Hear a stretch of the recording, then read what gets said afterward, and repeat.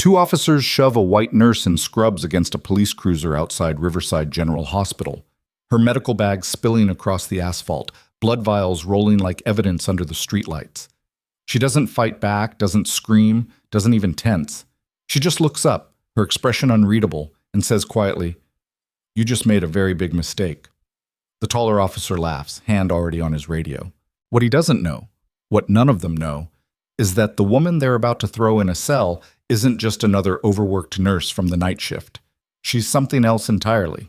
If you want to see how far the truth can travel, stay with me until the end. Like this video, drop a comment with your city, and let me know where you're watching from. I want to see how far this story goes. Emily Carter had been awake for 14 hours straight when the headlights pulled up behind her car. She was sitting in the parking lot of a 24-hour diner just off Route 9, engine off, windows cracked, finishing the last of a cold coffee she'd bought an hour ago. The shift at Riverside General had been brutal. 3 gunshot wounds, 2 overdoses, 1 cardiac arrest that didn't make it. Her scrubs still had dried blood on the left sleeve. She'd planned to sit here for 10 minutes, maybe 15, just to let her hands stop shaking before she drove the rest of the way home. The red and blue lights changed everything. Emily glanced in the rearview mirror. A patrol car, door already opening. She set the coffee down, hands visible on the steering wheel, and waited. She'd done this before. Not here, not like this, but enough times to know how it worked. Stay calm. Stay still. Let them lead. The officer approached her window, flashlight cutting through the dark interior of her sedan. He was young, maybe late 20s, clean-shaven, with the kind of squared shoulders that said he'd been on the job less than 5 years. His partner hung back near the cruiser, hand resting on his belt. "License and registration," the officer said. Not a question, a command. Emily reached slowly for her glove compartment, narrating each movement. "I'm going to open the glove box now. My registration is inside." "Hands where I can see them." She stopped, pulled her hand back. "It's in the glove compartment. You want me to get it or not?" The officer's jaw tightened. "Don't get smart." "I'm not. I'm asking what you want me to do." He stared at her for a long moment, then nodded once. Emily opened the compartment, pulled out the registration and her driver's license, handed them over without a word. The officer took them, shining his flashlight directly into her face. She didn't flinch. "What are you doing out here?" he asked. "Taking a break." "A break from what?" "Work." "What kind of work?" Emily nodded toward the hospital ID badge clipped to her scrubs. "I'm a nurse, just finished a shift." The officer glanced at the badge, then back at her face. "Riverside General?" "That's right. Long way from the hospital. I stopped for coffee." "You buy anything?" She pointed to the empty cup in the center console. "Already finished it." The officer didn't move, just kept the flashlight on her like he was waiting for her to slip up. His partner had moved closer now, standing just outside her passenger window, hand still on his belt. Emily could feel the weight of it, the setup, the assumption, the decision already made before they'd even asked her name. "Step out of the car," the first officer said. "Why?" "Because I'm telling you to." Emily's hand stayed on the wheel. "Am I being detained?" "Step out of the car. Now." She didn't argue, didn't ask again. She opened the door slowly, keeping her hands visible, and stepped onto the asphalt. The second officer moved in immediately, positioning himself at her back. She could feel his presence, close enough that if she shifted weight, he'd have an excuse. "Turn around," the first officer said. "Hands on the vehicle." Emily turned, placed her palms flat against the roof of her car. The metal was cold under her skin. She heard the rustle of fabric, the click of a radio, the low murmur of the second officer saying something she couldn't quite make out. Then hands on her wrists, pulling them behind her back. "Wait," she said, voice steady.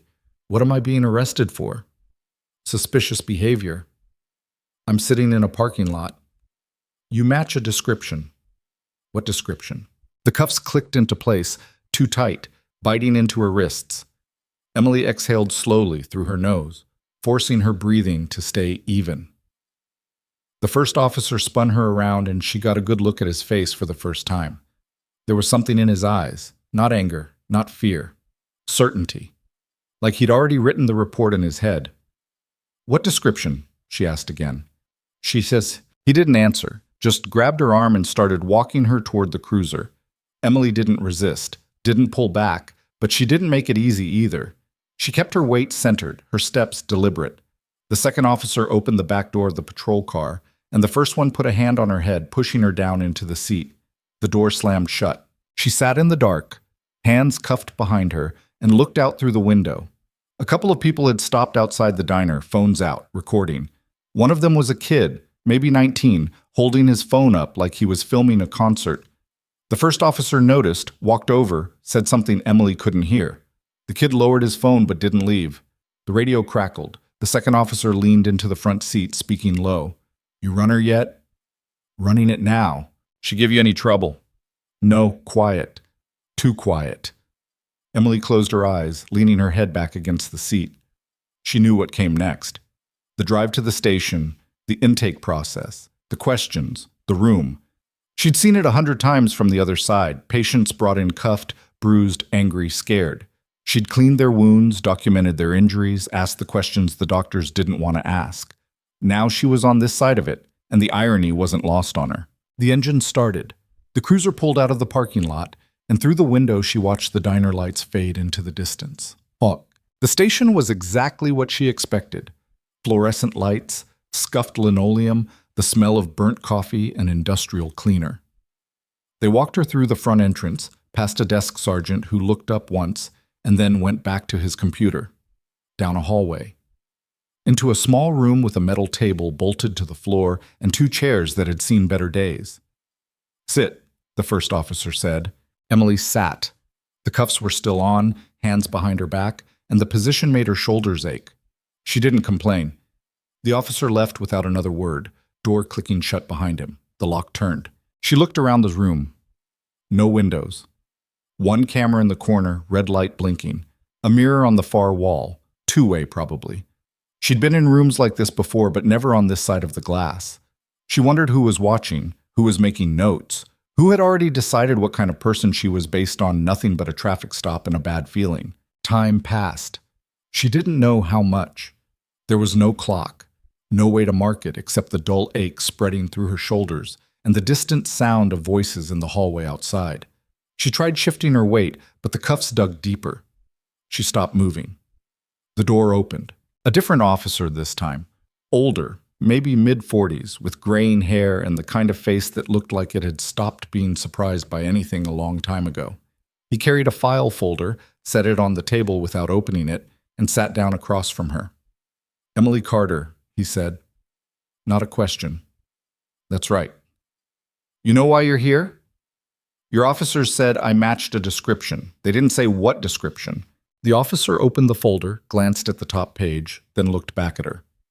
"You were parked outside a diner at 2 a.m, alone. No visible reason." "I was taking a break." "From what?" "From work. I'm a nurse." He nodded slowly, like he was considering it. "You always take breaks in empty parking lots at 2 a.m. "When I've been on my feet for 14 hours, yeah." "You buy anything at the diner?"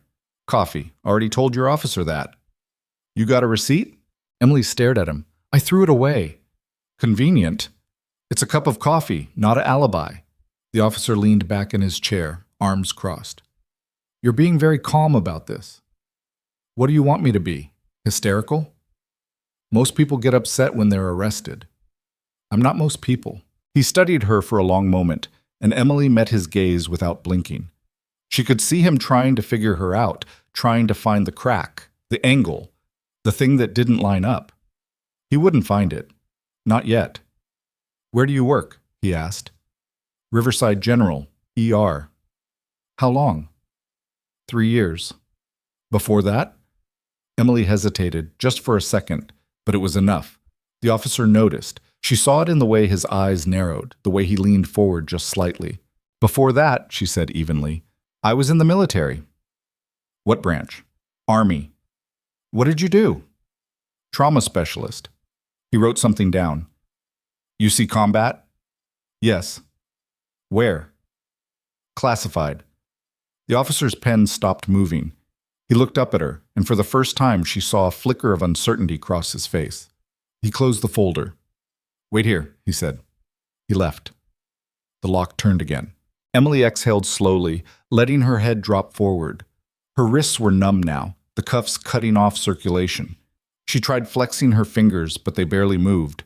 She wondered how long they'd keep her here. How long before someone ran her name through the right database? How long before the calls started coming in? She didn't have to wonder long.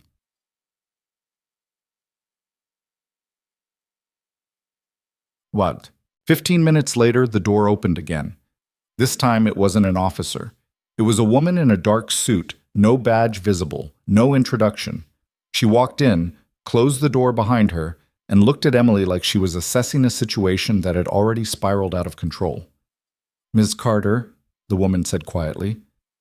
Emily looked up. "Who are you?" "Someone who's going to get you out of here." The woman pulled out her phone, typed something quickly, then pocketed it again. "How long have you been cuffed?" "Couple hours." The woman's jaw tightened.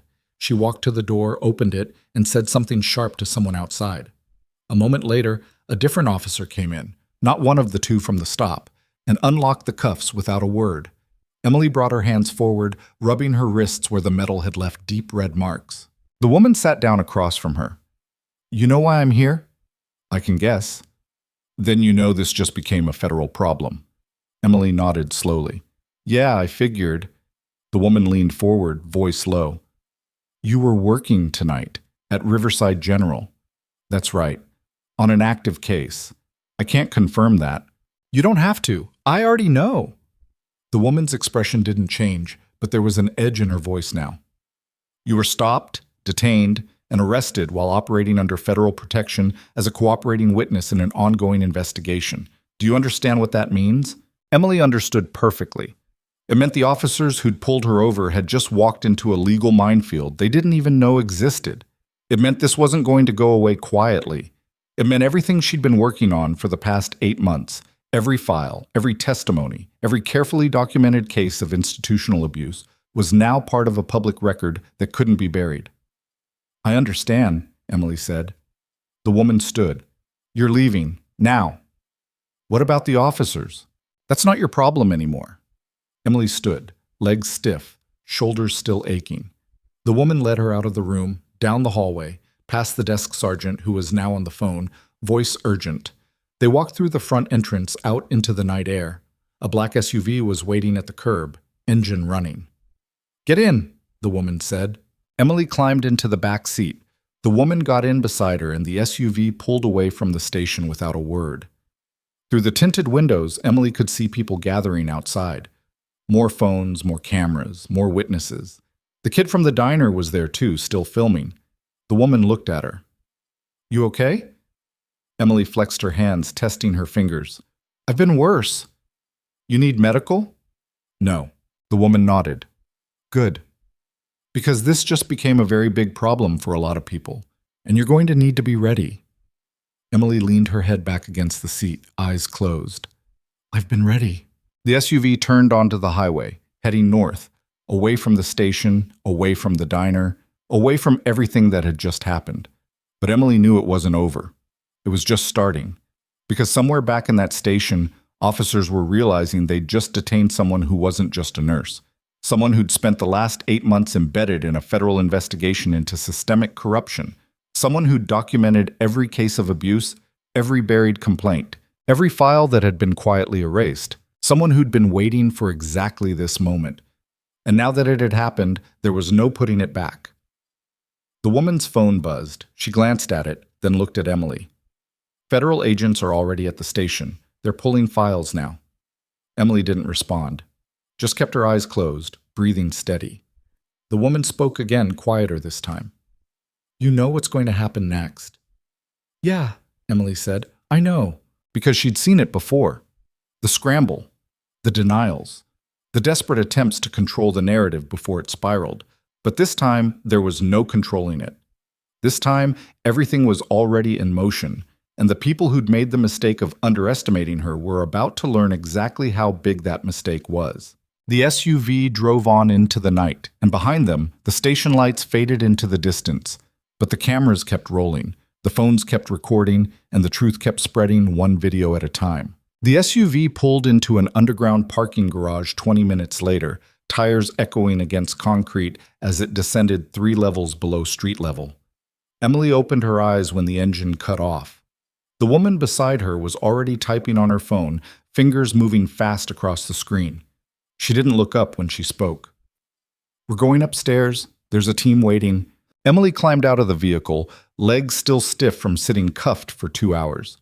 The garage was empty except for a few unmarked sedans and a maintenance cart someone had abandoned near the elevator.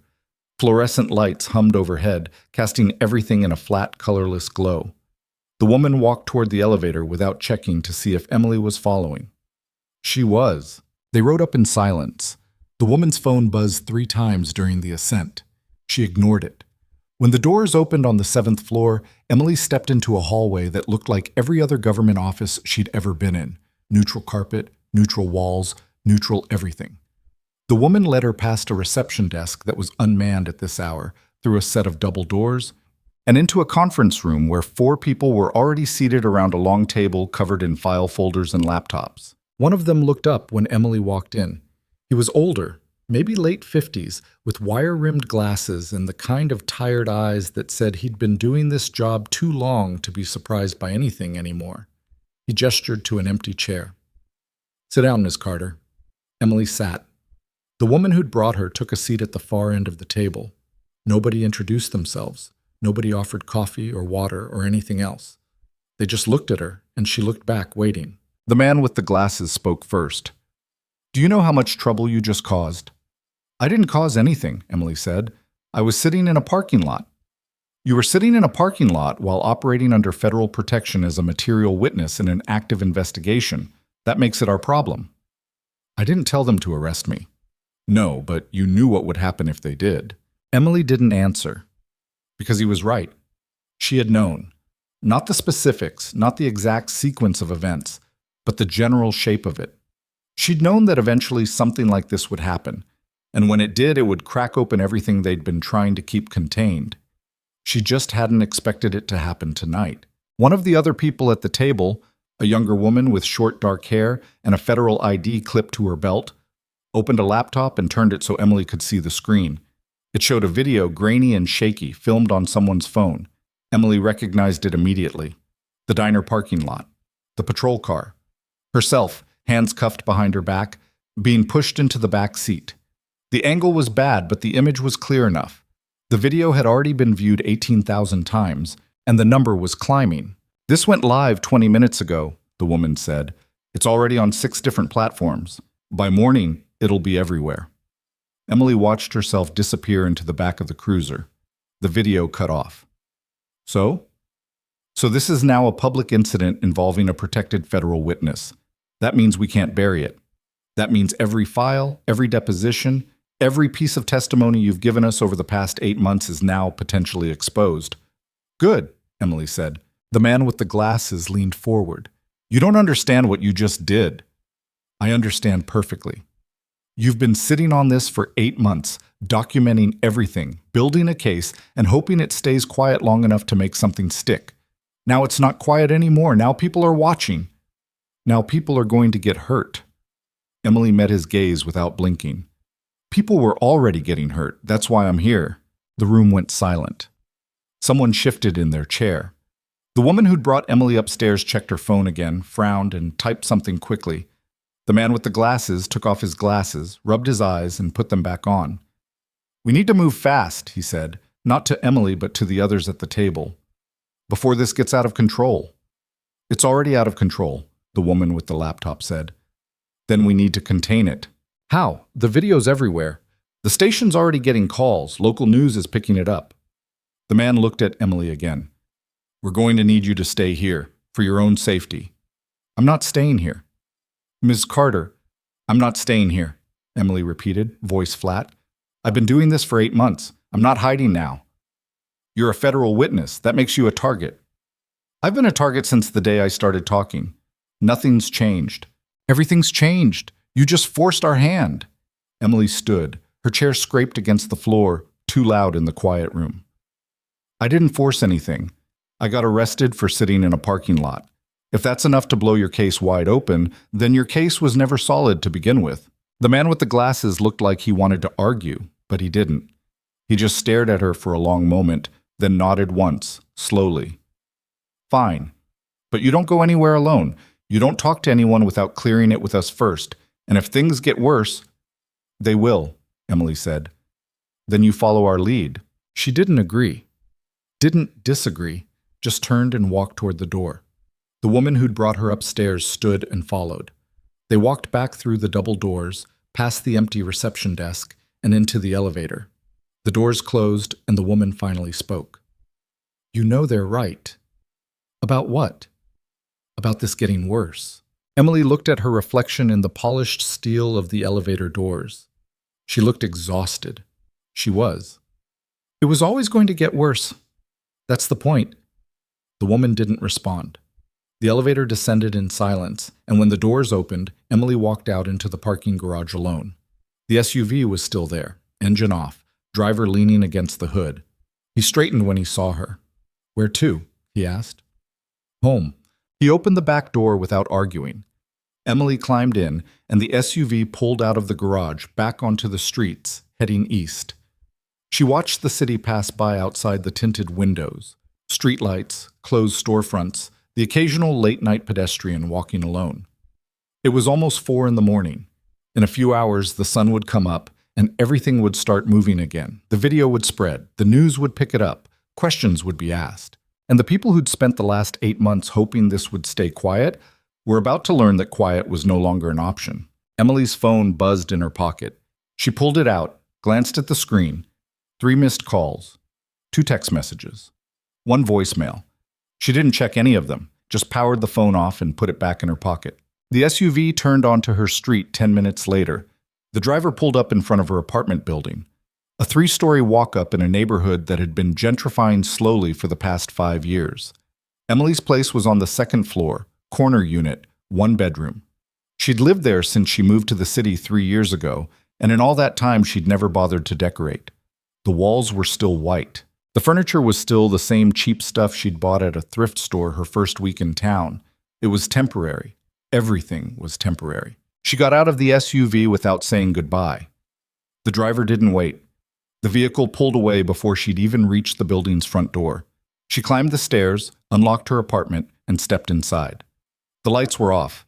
She didn't turn them on, just walked straight to the bathroom, turned on the shower, and stood under the hot water until her skin turned red and the ache in her shoulders started to fade. When she finally got out, she dried off, pulled on sweatpants and an old army t-shirt, and sat on the edge of her bed.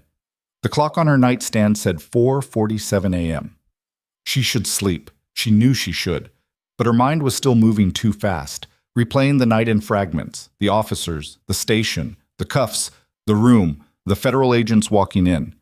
The look on that older officer's face when he realized he'd made a mistake he couldn't take back. She lay down, staring at the ceiling.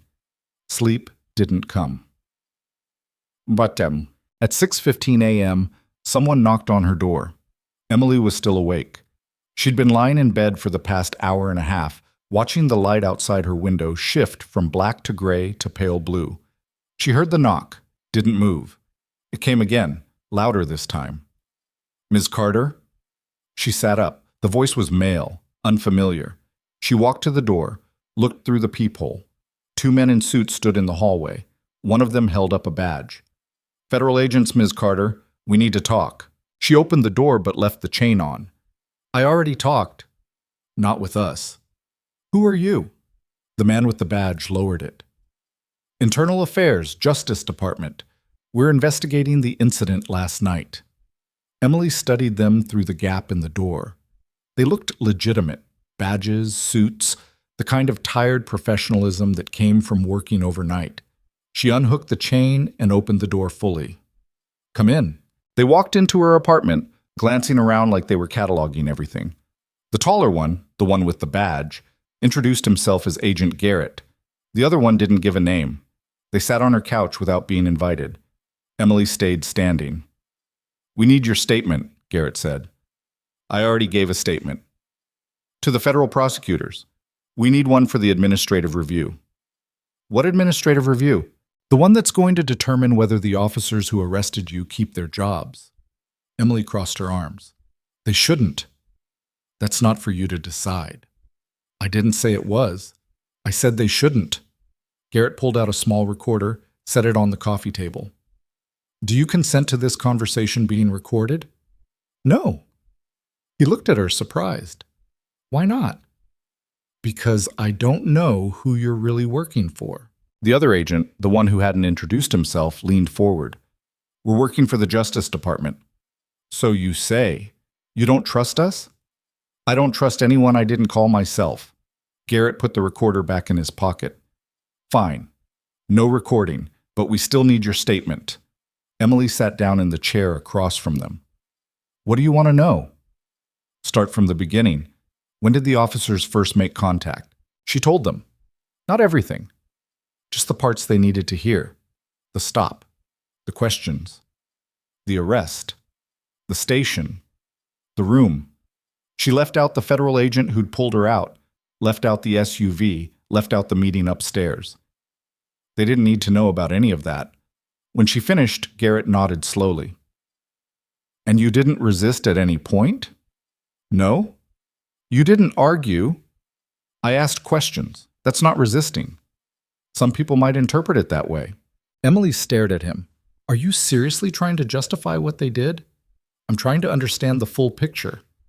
The full picture is that I was sitting in a parking lot and two officers decided that was suspicious enough to arrest me. That's it. There's nothing else to understand. The other agent spoke for the first time. You were stopped before. 2 months ago. Different jurisdiction. Emily went still. How do you know that? We pulled your record. That stop was dismissed. Doesn't mean it didn't happen. She felt something cold settle in her chest. What are you getting at? Just that you've had multiple interactions with law enforcement in the past year. Some people might see a pattern. Emily stood. Get out. Garrett didn't move. Ms. Carter, get out of my apartment. Now. He stood slowly, hands raised like he was calming a spooked animal. We're just doing our job. Your job is to investigate the officers who arrested me, not to dig into my past looking for reasons to justify what they did. We're investigating everyone involved. Then you can investigate me somewhere else. Get out. The other agent stood as well. They walked to the door, but Garrett paused before leaving.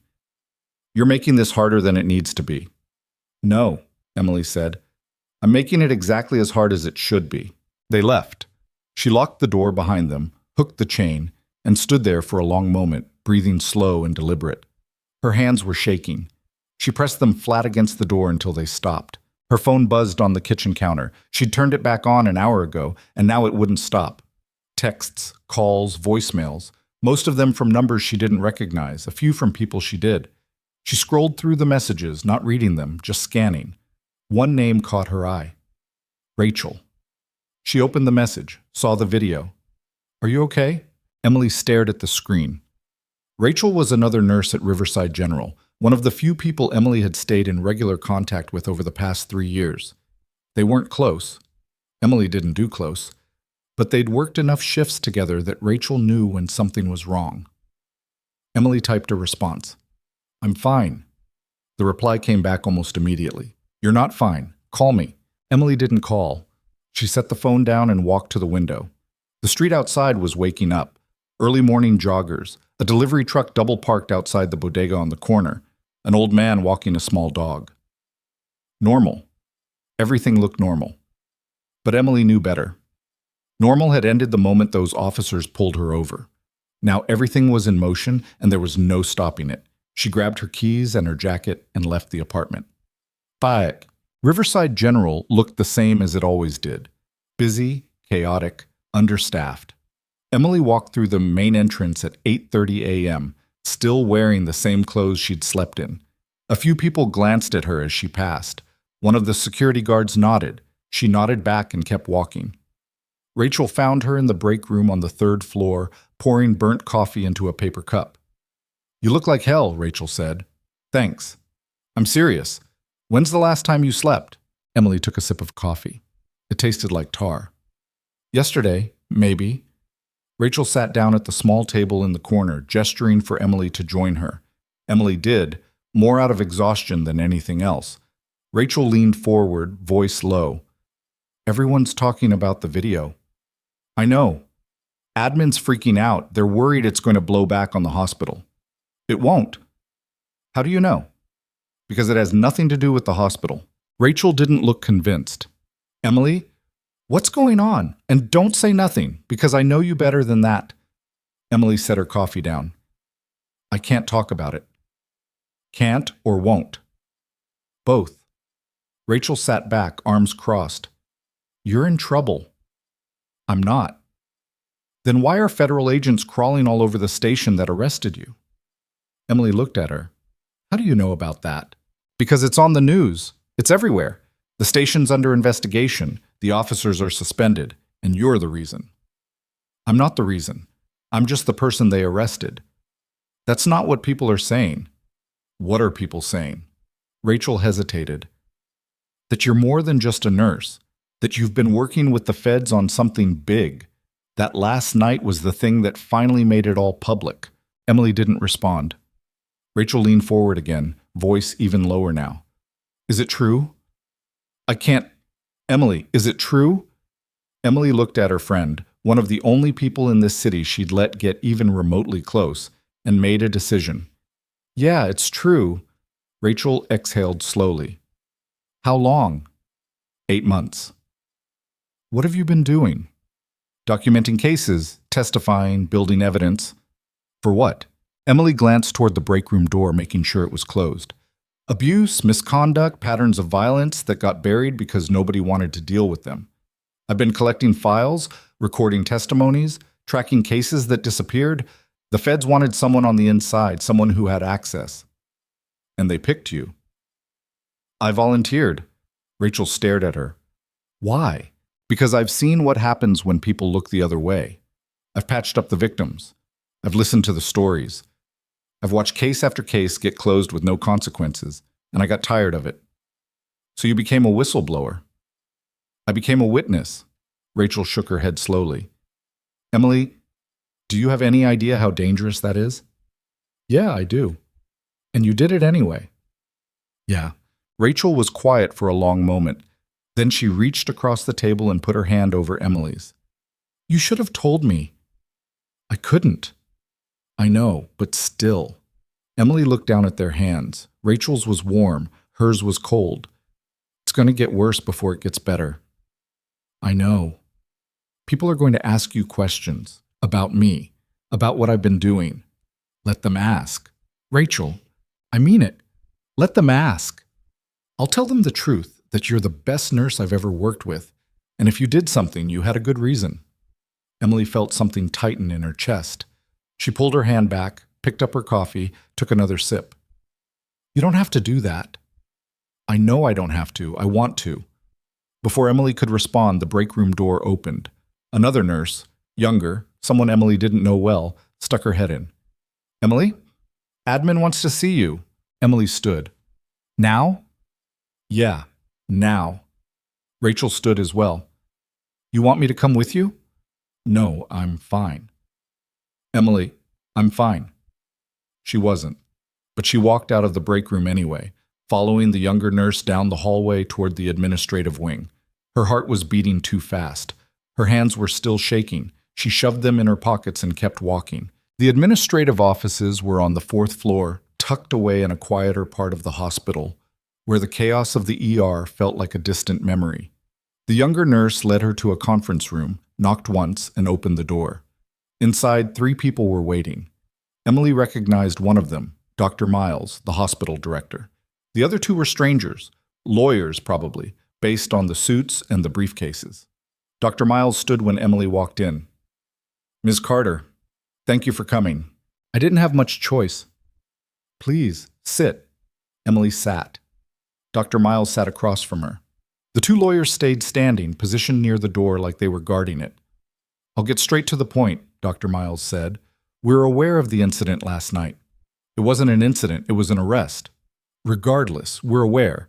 And we're also aware that you've been involved in activities outside the hospital that may have complicated implications.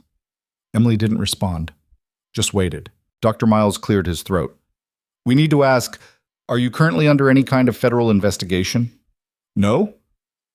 Are you cooperating with any federal investigation? Emily met his gaze.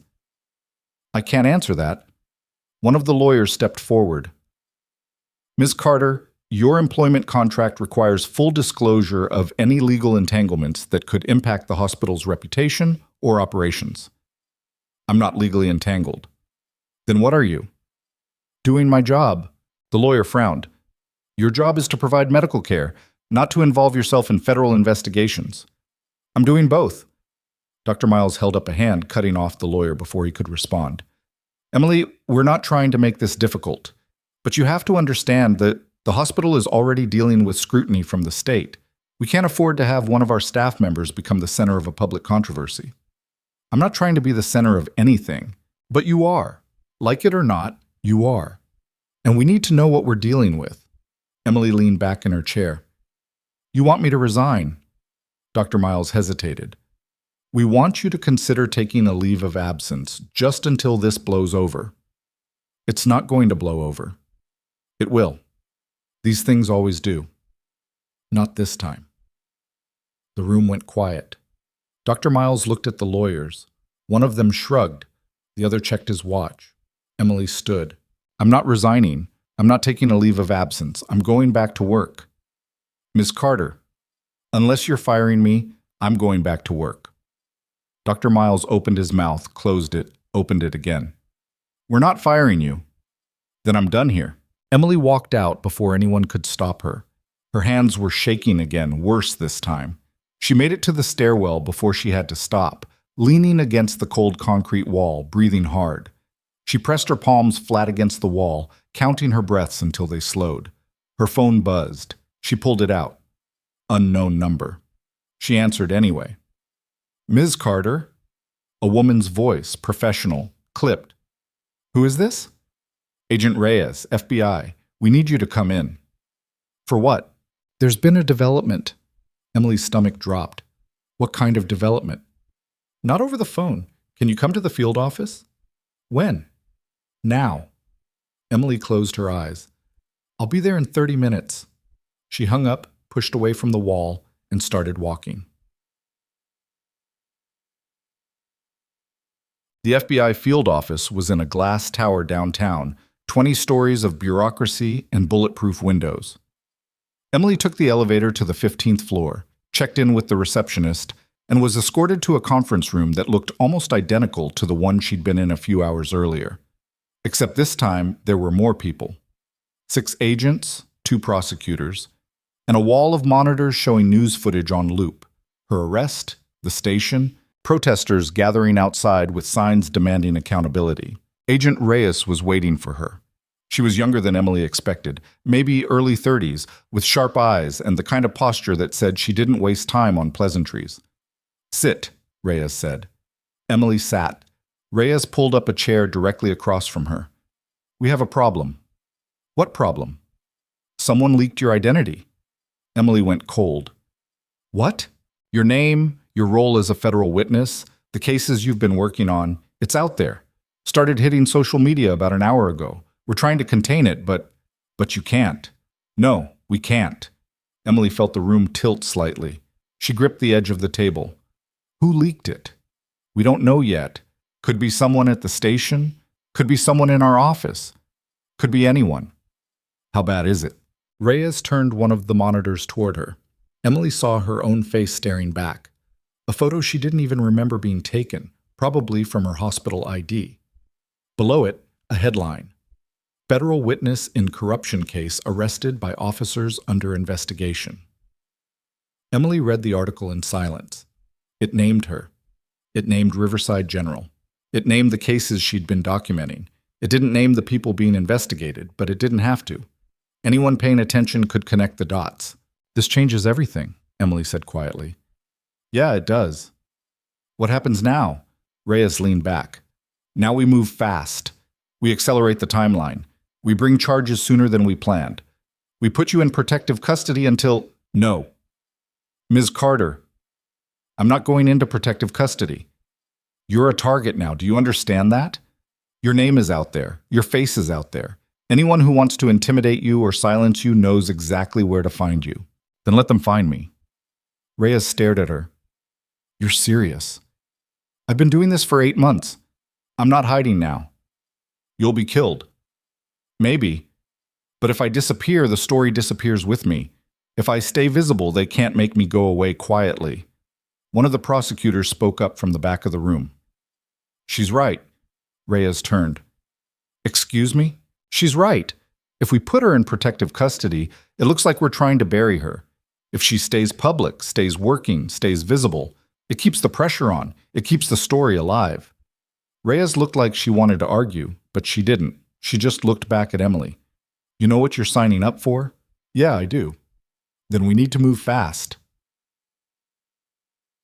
Emily left the field office 2 hours later with a new phone, a panic button disguised as a keychain, and instructions to check in every 6 hours. She took a cab back to Riverside General, paid the driver in cash, and walked through the main entrance at 2:47 p.m. The ER was packed. Gunshot wound in Bay 3, overdose in Bay 5, a kid with a broken arm screaming in the hallway. Emily pulled on a fresh pair of scrubs, tied her hair back, and got to work. Rachel found her an hour later, stitching up a laceration on a guy who'd gotten into a bar fight and lost. You okay? Rachel asked. Yeah. You sure? Yeah. Rachel didn't look convinced, but she didn't push. She just handed Emily a fresh suture kit and moved to the next patient. Emily worked until her shift ended at midnight. Then she clocked out, changed back into her street clothes, and walked outside into the cool night air. A car was waiting at the curb, unmarked, black, federal plates. The driver rolled down the window. Miss Carter, we're your escort. Emily climbed into the back seat without arguing. The car pulled away from the hospital and she watched the building disappear in the side mirror. Her phone buzzed. She checked it. Unknown number, text message. We know where you live. Emily stared at the screen. Her hands didn't shake this time. She forwarded the message to Agent Reyes, then powered the phone off and put it in her pocket. The car drove on through the dark city, and somewhere behind them, the story kept spreading. One click, one share, one headline at a time. The car took her to a different address this time. Not her apartment, not the federal building. A hotel on the west side of the city, the kind of place businessmen used for overnight layovers, and nobody asked questions. The driver pulled up to the side entrance, engine idling. Room 804, he said without looking back. Keys at the desk under the name Morrison. Emily got out. The driver didn't wait. She walked through the side door into a lobby that smelled like industrial carpet cleaner and stale coffee. A board clerk handed her a key card without checking ID. She took the elevator to the 8th floor, found the room, and let herself in. It was generic. 2 double beds, a desk, a bathroom barely big enough to turn around in. The window overlooked a parking lot and a billboard advertising injury lawyers. Emily dropped her bag on the nearest bed, sat down, and stared at the wall. Her phone buzzed in her pocket. The new one. She pulled it out. Agent Reyes, check in. Emily typed back, I'm here. Stay there. Don't leave unless we tell you to.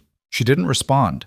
Just set the phone on the nightstand and lay back on the bed, staring at the ceiling. The acoustic tiles were water-stained. She counted 17 separate marks before she stopped counting. Sleep didn't come. She didn't expect it to. At 3:47 a.m., someone knocked on the door. Emily was on her feet before the second knock. She grabbed the panic button from the nightstand, held it in her left hand, and approached the door. No peephole. She pressed her ear against the cheap wood. Miss Carter, a man's voice, calm, professional. It's Agent Reyes. Open the door. Emily hesitated. Reyes is a woman. I'm her partner, Agent Kowalski. Open the door. Show me your badge. A pause. Then a badge appeared under the door, sliding across the thin carpet.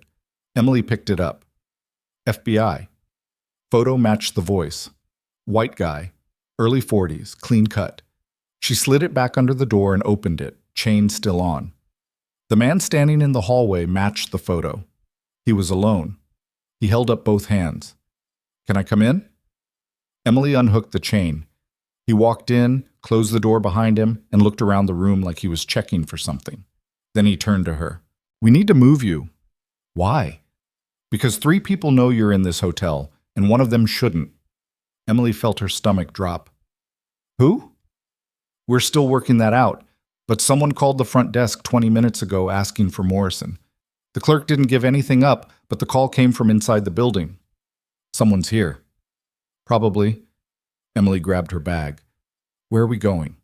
Somewhere safer.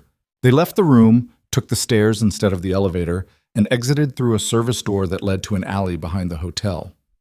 A different car was waiting, gray sedan, government plates, engine running. Kowalski opened the back door. Emily got in. A woman was already in the driver's seat. She pulled out before Kowalski had even closed his door. "This is Agent Park," Kowalski said. "She's driving." Park didn't acknowledge Emily, just drove, taking turns fast enough that Emily had to brace herself against the door. They headed north, away from downtown, into neighborhoods Emily didn't recognize. After 15 minutes, Park pulled into an underground garage beneath a low-rise apartment building. She parked in a spot marked reserved, killed the engine, and finally turned around. "You'll be here for the next 48 hours, Park said. "Top floor, Unit 6D. Don't leave. Don't order food. Don't call anyone." "What about work?" "You're not going to work. I have a shift in 6 hours." "Not anymore." Emily opened her mouth to argue, but Kowalski cut her off. "This isn't up for debate. Someone leaked your location once. They'll do it again. Until we figure out who, you stay here." They took her upstairs. Unit 6D was bigger than the hotel room, but just as generic. Kowalski did a sweep, checked the windows, the closets, the bathroom. Park stayed by the door, arms crossed, watching Emily like she expected her to bolt. "We'll have someone outside," Kowalski said. "You need anything, you call." He handed her a card with a number written on it. "That's a direct line. Don't use your phone for anything else." They left. Emily heard the lock click from the outside. She was alone. She walked to the window. 6th floor. View of a street she didn't know and a park she'd never been to. She pulled the curtains closed and sat on the couch. Her mind wouldn't stop moving. Someone had leaked her name. Someone had leaked her location. Someone inside the investigation, inside the people she was supposed to trust, was feeding information to whoever wanted her gone. And now she was locked in a safe house with no way to work, no way to move, no way to do anything except wait. She hated waiting. At 7:15 a.m., her phone buzzed. The new one. "Agent Reyes. Turn on the news." Emily found the remote, turned on the TV. Local news. Morning broadcast. A reporter standing outside Riverside General, microphone in hand, looking serious. Confirmed this morning that federal investigators have opened a criminal probe into the police department following the arrest of Emily Carter, a nurse and federal witness who was detained during what officials are now calling an unlawful stop. Sources say Carter has been cooperating with federal prosecutors for months, providing testimony in cases involving institutional abuse and misconduct. Her arrest has sparked widespread outrage, with protesters gathering outside the station demanding accountability. The camera cut to footage of the station. Dozens of people holding signs. "Justice for Emily. Accountability now. We see you." Emily stared at the screen. She didn't know any of those people, didn't know their names or their stories, but they were there. For her. The reporter continued. "Hospital officials have declined to comment, but sources tell us Carter remains employed at Riverside General and has not been placed on leave despite the ongoing investigation. Meanwhile, the two officers involved in her arrest, identified as Officer Brian Garrett and Officer Kyle Foster, have been suspended without pay pending the outcome of the federal probe." Emily's phone buzzed again. "Reyes. You're a story now. That changes the math." Emily typed back. "How? People are watching. Makes it harder for them to bury you. Also makes it harder to protect you." Emily looked at the TV. The reporter had moved on to another story, something about a budget shortfall. She turned it off. Her phone rang. Unknown number. She didn't answer. It rang again, same number. She let it go to voicemail. It rang a third time. She answered. "What? Miss Carter?" A woman's voice. Older, tired. "Who is this?"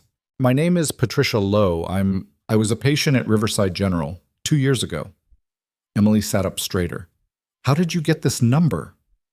"I saw you on the news. I called the hospital. They wouldn't give me your number, but I kept trying, and eventually someone... Look, that doesn't matter. What matters is I need to talk to you." "About what?" "About what happened to me, about what they did." Emily closed her eyes. Ms. Lowe, I can't. They told me I fell. That's what the report said. But I didn't fall. I was pushed. I told them that. I told everyone. But nobody listened. They just wrote it down as an accident and sent me home. Who pushed you? A security guard. At the hospital. He got angry because I asked for help getting to the bathroom. He grabbed my arm, I pulled away, and he shoved me. I hit my head on the corner of a table, 12 stitches, but the report said I fell. Emily opened her eyes. Did you file a complaint? I tried. They told me there was no evidence, no cameras in that part of the building, no witnesses, just my word against his, so they buried it. Why are you calling me? Because I saw you on the news. I saw what you've been doing, and I thought maybe if I told you, maybe someone would finally listen. Emily stood, walked to the window, pulled back the curtain just enough to see the street below. Ms. Lowe, I'm not in a position to help you right now. Then when? I don't know. Please, I've been carrying this for 2 years. I just need someone to hear me. Emily pressed her forehead against the glass. I hear you. And I'll pass it along, but I can't promise anything. Patricia Lowe was quiet for a moment, then softly, Thank you. She hung up. Emily stood there for a long time, phone still in her hand. Then she called Agent Reyes. What? Reyes answered on the first ring.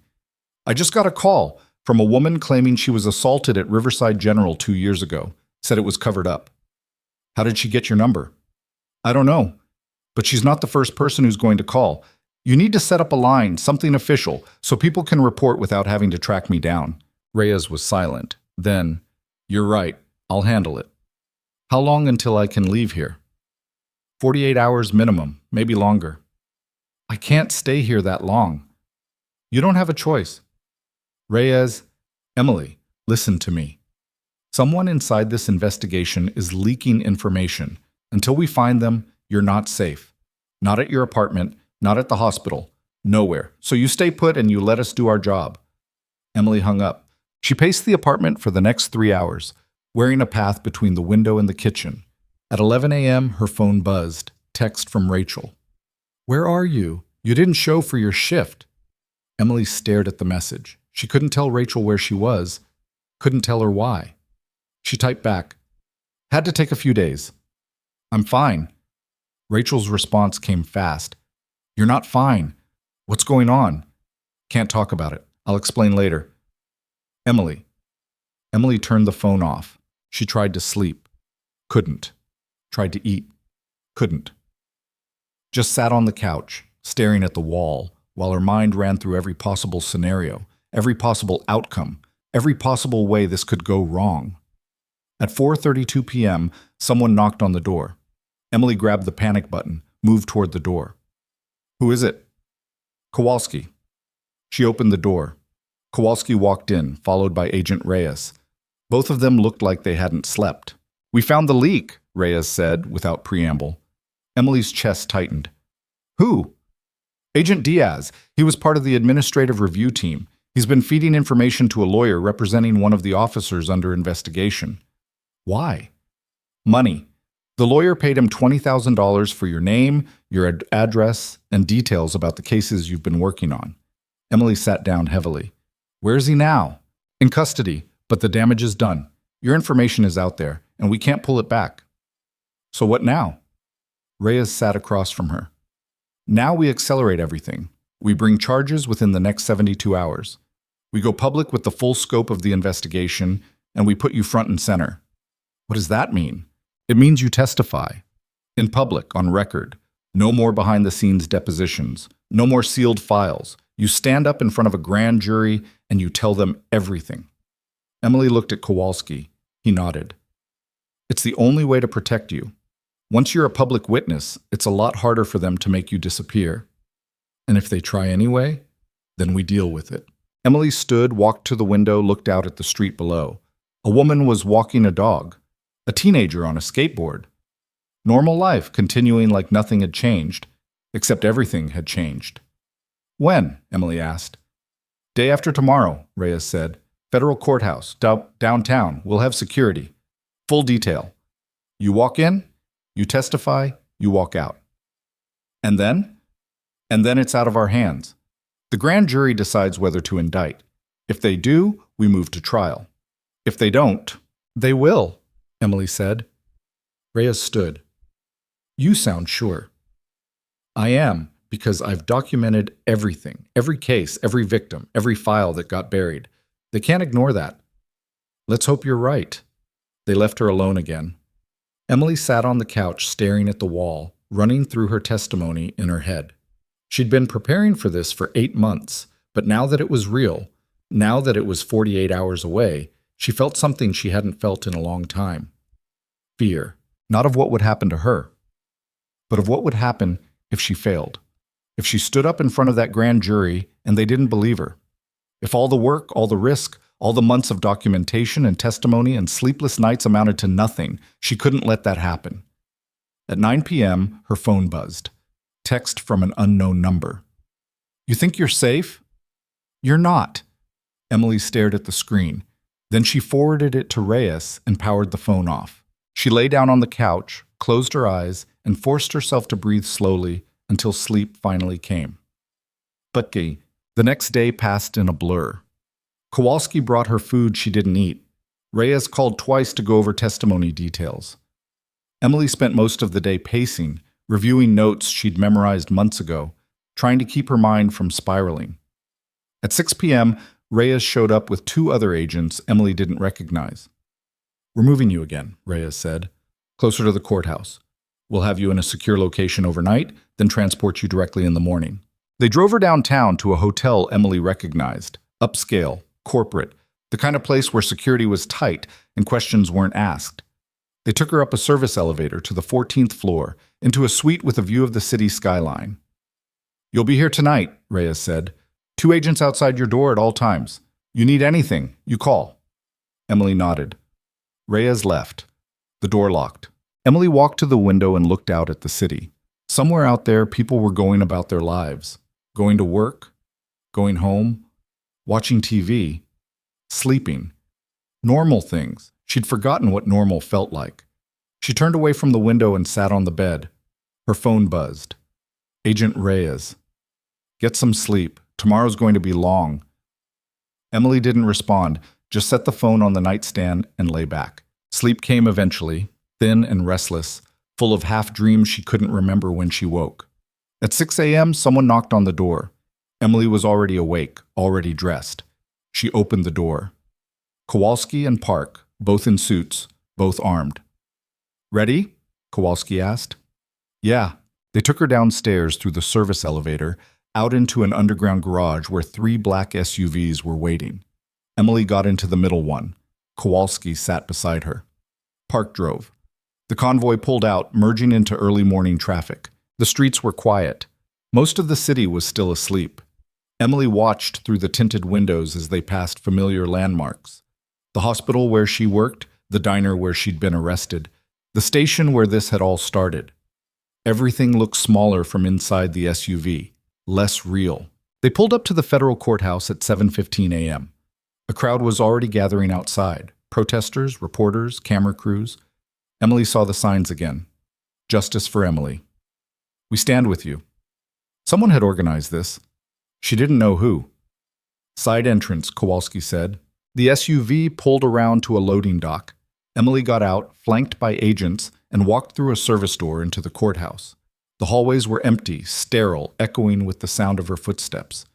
They took her to a small room on the 3rd floor, witness holding probably, a table, 2 chairs, a window with bars.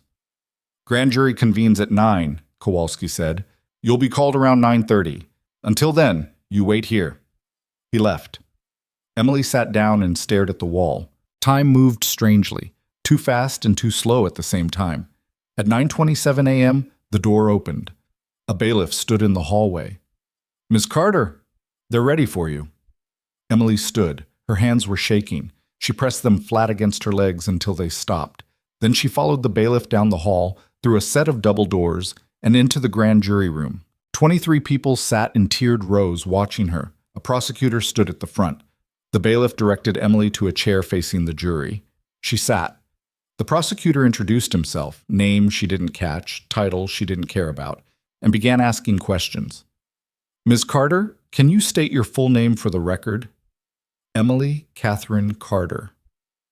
And your current occupation? Registered nurse, Riverside General Hospital. How long have you been employed there? 3 years? And prior to that? I served in the Army, trauma specialist, 4 years active duty.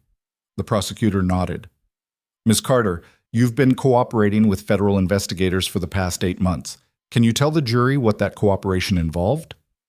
Emily took a breath. I was asked to document cases of abuse, misconduct, and negligence that occurred at Riverside General and were subsequently covered up or ignored by hospital administration. Can you give us an example? Emily could give them 20. She started with the first one, a patient who'd been restrained without medical justification and suffered nerve damage. The complaint had been filed, investigated internally, and closed with no disciplinary action. Emily had kept a copy of the file. She'd kept copies of all of them. She spoke for 40 minutes. The grand jury listened in silence. When she finished, the prosecutor asked if she had any documentation to support her testimony. Yes, Emily said. Everything's been submitted to the federal investigators. And you're willing to testify to all of this in open court if charges are filed? Yes. Even if it puts you at personal risk? Emily met his gaze. Yes. The prosecutor nodded. No further questions. The bailiff escorted her out. Emily walked back to the holding room, sat down, and waited. Kowalski came in 10 minutes later. You did good, he said. What happens now? Now they deliberate. Should have a decision by end of day. Emily nodded. Kowalski left. She sat alone, staring at the wall, counting the minutes. At 3:47 p.m., Reyes walked in. They voted to indict, she said. All of them. Hospital administrators, security personnel, and the 2 officers who arrested you. Emily exhaled slowly. When? Formal charges will be filed tomorrow. Arraignments start next week. And me? You're done, for now. We'll need you again when it goes to trial, but that's months away. Emily stood. Can I leave? Yeah, we'll take you home. They drove her back to her apartment in the same black SUV. The streets were busier now, rush hour traffic clogging the intersections. Emily watched the city pass by, feeling like she was seeing it for the first time in days. The SUV pulled up in front of her building. Kowalski walked her to the door. You'll have protection for the next few weeks, he said, just until things settle. Emily nodded. Thanks. She went upstairs, unlocked her apartment, and stepped inside. Everything looked exactly the same, like she'd never left, like the past week had been a dream. She dropped her bag by the door, walked to the bedroom, and lay down on the bed. Her phone buzzed. Rachel. Where the hell have you been? Emily smiled despite herself, typed back, Long story, I'll tell you tomorrow. You better. Emily set the phone down and closed her eyes. For the first time in days, she felt like she could breathe. At 11:43 p.m., someone knocked on her door. Emily's eyes snapped open. She grabbed the panic button from the nightstand and moved toward the door. No peephole. She pressed her ear against the wood. Ms. Carter. A man's voice. Unfamiliar. Who are you? My name is David Hale. I'm a reporter with the Metro Tribune. I'd like to talk to you about your testimony today. Emily's heart was pounding. How did you get in the building? Someone let me in. Look, I just want to ask you a few questions. Get away from my door. Ms. Carter, the public has a right to know. Emily grabbed her phone, called Kowalski. He answered on the second ring. There's a reporter outside my door. Stay inside, we're 2 minutes away. Emily heard footsteps in the hallway. The reporter wasn't leaving. She heard him knock on another door down the hall. Heard him say her name again. Then she heard something else. A voice she recognized. Rachel. She's not talking to you. Get out of here. Ma'am, I'm just doing my job. I don't care. Leave. Emily opened her door. Rachel was standing in the hallway, still in scrubs from her shift, blocking the reporter from moving further down the hall. The reporter turned when he saw Emily. Ms. Carter, just one question. 2 federal agents appeared at the end of the hallway, Kowalski and Park. They walked straight toward the reporter. You need to leave, Kowalski said. Now. The reporter held up his hands. Press freedom. This is private property. You're trespassing. Leave or we arrest you. The reporter looked at Emily one more time, then turned and walked toward the stairs. Kowalski followed him down. Park stayed in the hallway. Rachel turned to Emily. You okay? Yeah, thanks. What the hell is going on? Emily leaned against the door frame. Come inside. I'll explain. They sat in Emily's apartment and Emily told her everything. The federal investigation, the testimony, the indictments. Rachel listened without interrupting, and when Emily finished, she just shook her head. You've been doing this for 8 months? Yeah. Alone? Mostly. Rachel stood, walked to the window, looked out at the street below. You should have told me. I couldn't. I know, but still. Rachel turned back to face her. What happens now? Now we wait. Arraignments start next week, then trial prep, then Emily's phone rang. Unknown number. She hesitated, then answered. Ms. Carter? A woman's voice, shaking, scared. Who is this? My name is Jennifer Ross. I'm a nurse at Riverside General. I need to talk to you. Right now. It's about Dr. Miles. Emily sat up straighter. What about him? He just called an emergency meeting. All department heads. He's going to announce your termination tomorrow morning. He's claiming you violated your employment contract by cooperating with federal investigators without notifying the hospital. Emily's blood went cold. He can't do that. He's doing it. The paperwork's already drafted. He's moving fast before the indictments go public. Why are you telling me this? Jennifer was quiet for a moment. Then, because I saw what you did, and I'm tired of watching people get punished for doing the right thing. But you need to move fast. The meeting's at 7 a.m. If you're going to stop this, you need to be there. The line went dead. Emily looked at Rachel. I have to go to the hospital. Now? First thing tomorrow morning, before they can fire me. Rachel stood. I'm coming with you. Rachel, I'm coming with you. End of discussion. Emily nodded. Rachel left. Emily sat alone in her apartment, staring at her phone, running through every possible scenario in her head. At 6:15 a.m., she got dressed, grabbed her keys, and walked out into the hallway. Park was still there, leaning against the wall. Where are you going? Park asked. To work. You're supposed to stay here. I don't work for you. Emily walked past her, down the stairs, and out onto the street. Park followed. Emily ignored her. She walked 4 blocks to the bus stop, got on the 47 heading east, and rode it all the way to Riverside General. Rachel was waiting outside the main entrance. Ready? Rachel asked. Yeah. They walked inside together. The hospital was just waking up, night shift ending, day shift starting, the chaos of the ER already building. Emily headed straight for the administrative wing. Rachel stayed close. They reached the conference room at 6:58 a.m. Through the glass wall, Emily could see Dr. Miles and 6 department heads already seated around the table. Dr. Miles was talking, gesturing with his hands. Emily didn't wait. She opened the door and walked in. Everyone stopped talking. Dr. Miles stood. Ms. Carter, this is a closed meeting. I heard you're planning to fire me. The room went silent. Dr. Miles's face flushed. I don't know where you got that information, but is it true? He hesitated, just for a second, but it was enough. You're planning to fire me for cooperating with a federal investigation into institutional abuse. Abuse that happened here, under your watch.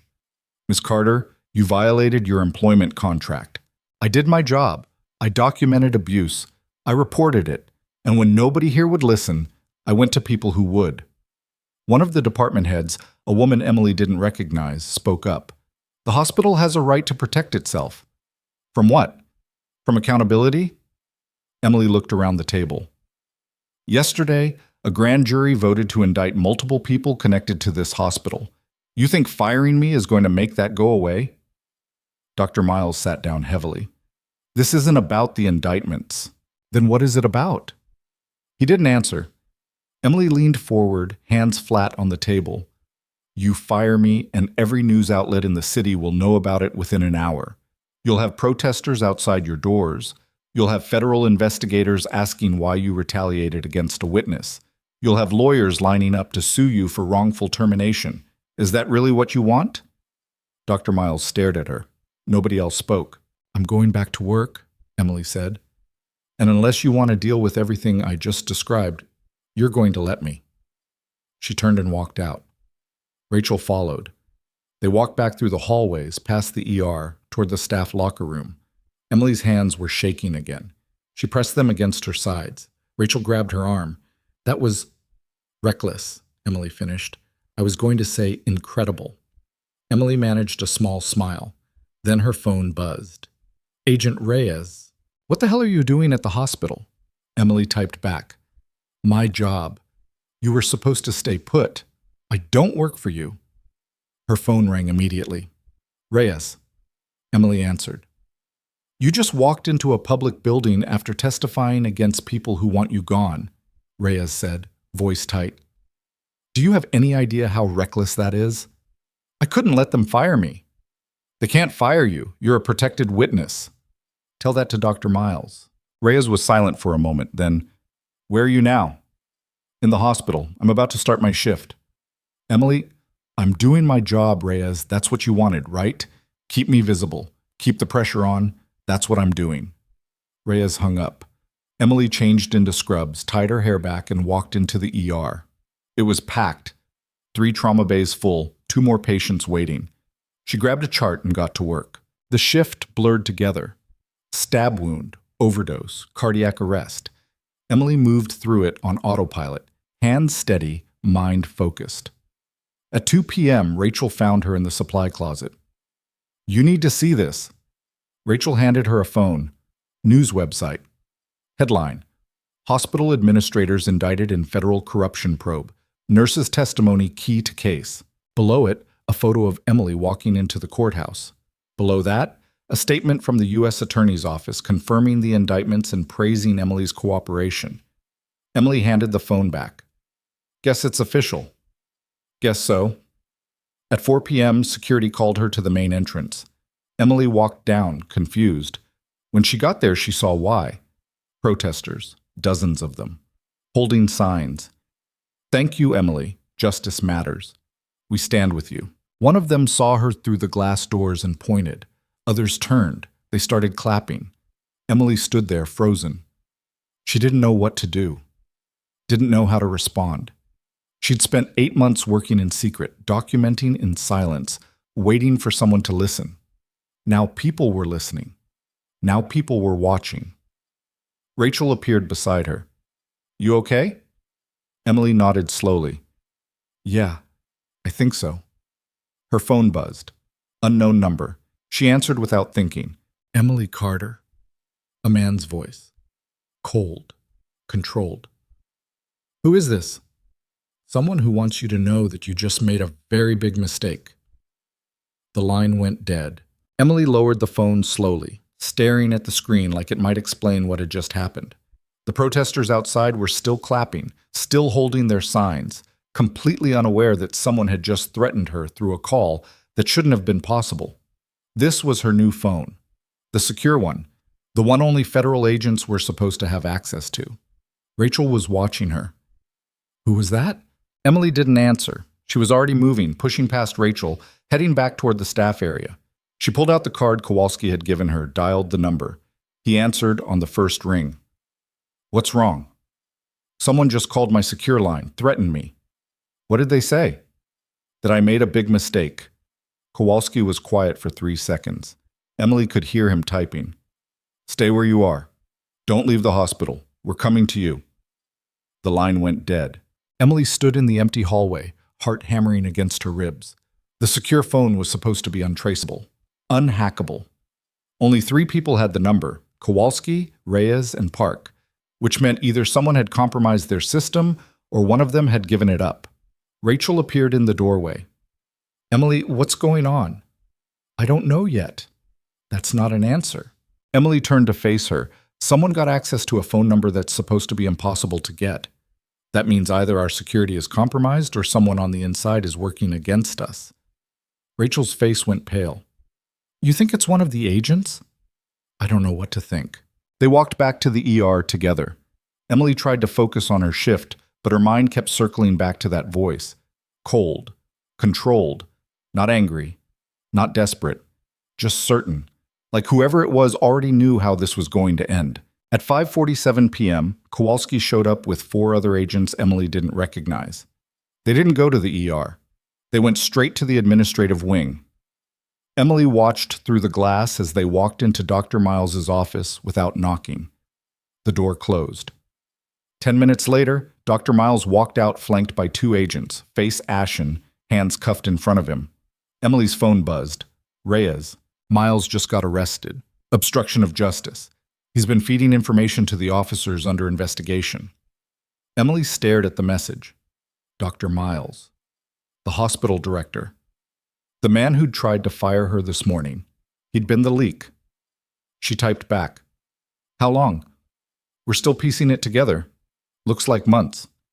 He was passing along case files, witness statements, anything he could get his hands on. Why? Money. The officer's defense attorney was paying him. We found bank transfers going back 6 months. Emily felt something cold settle in her stomach.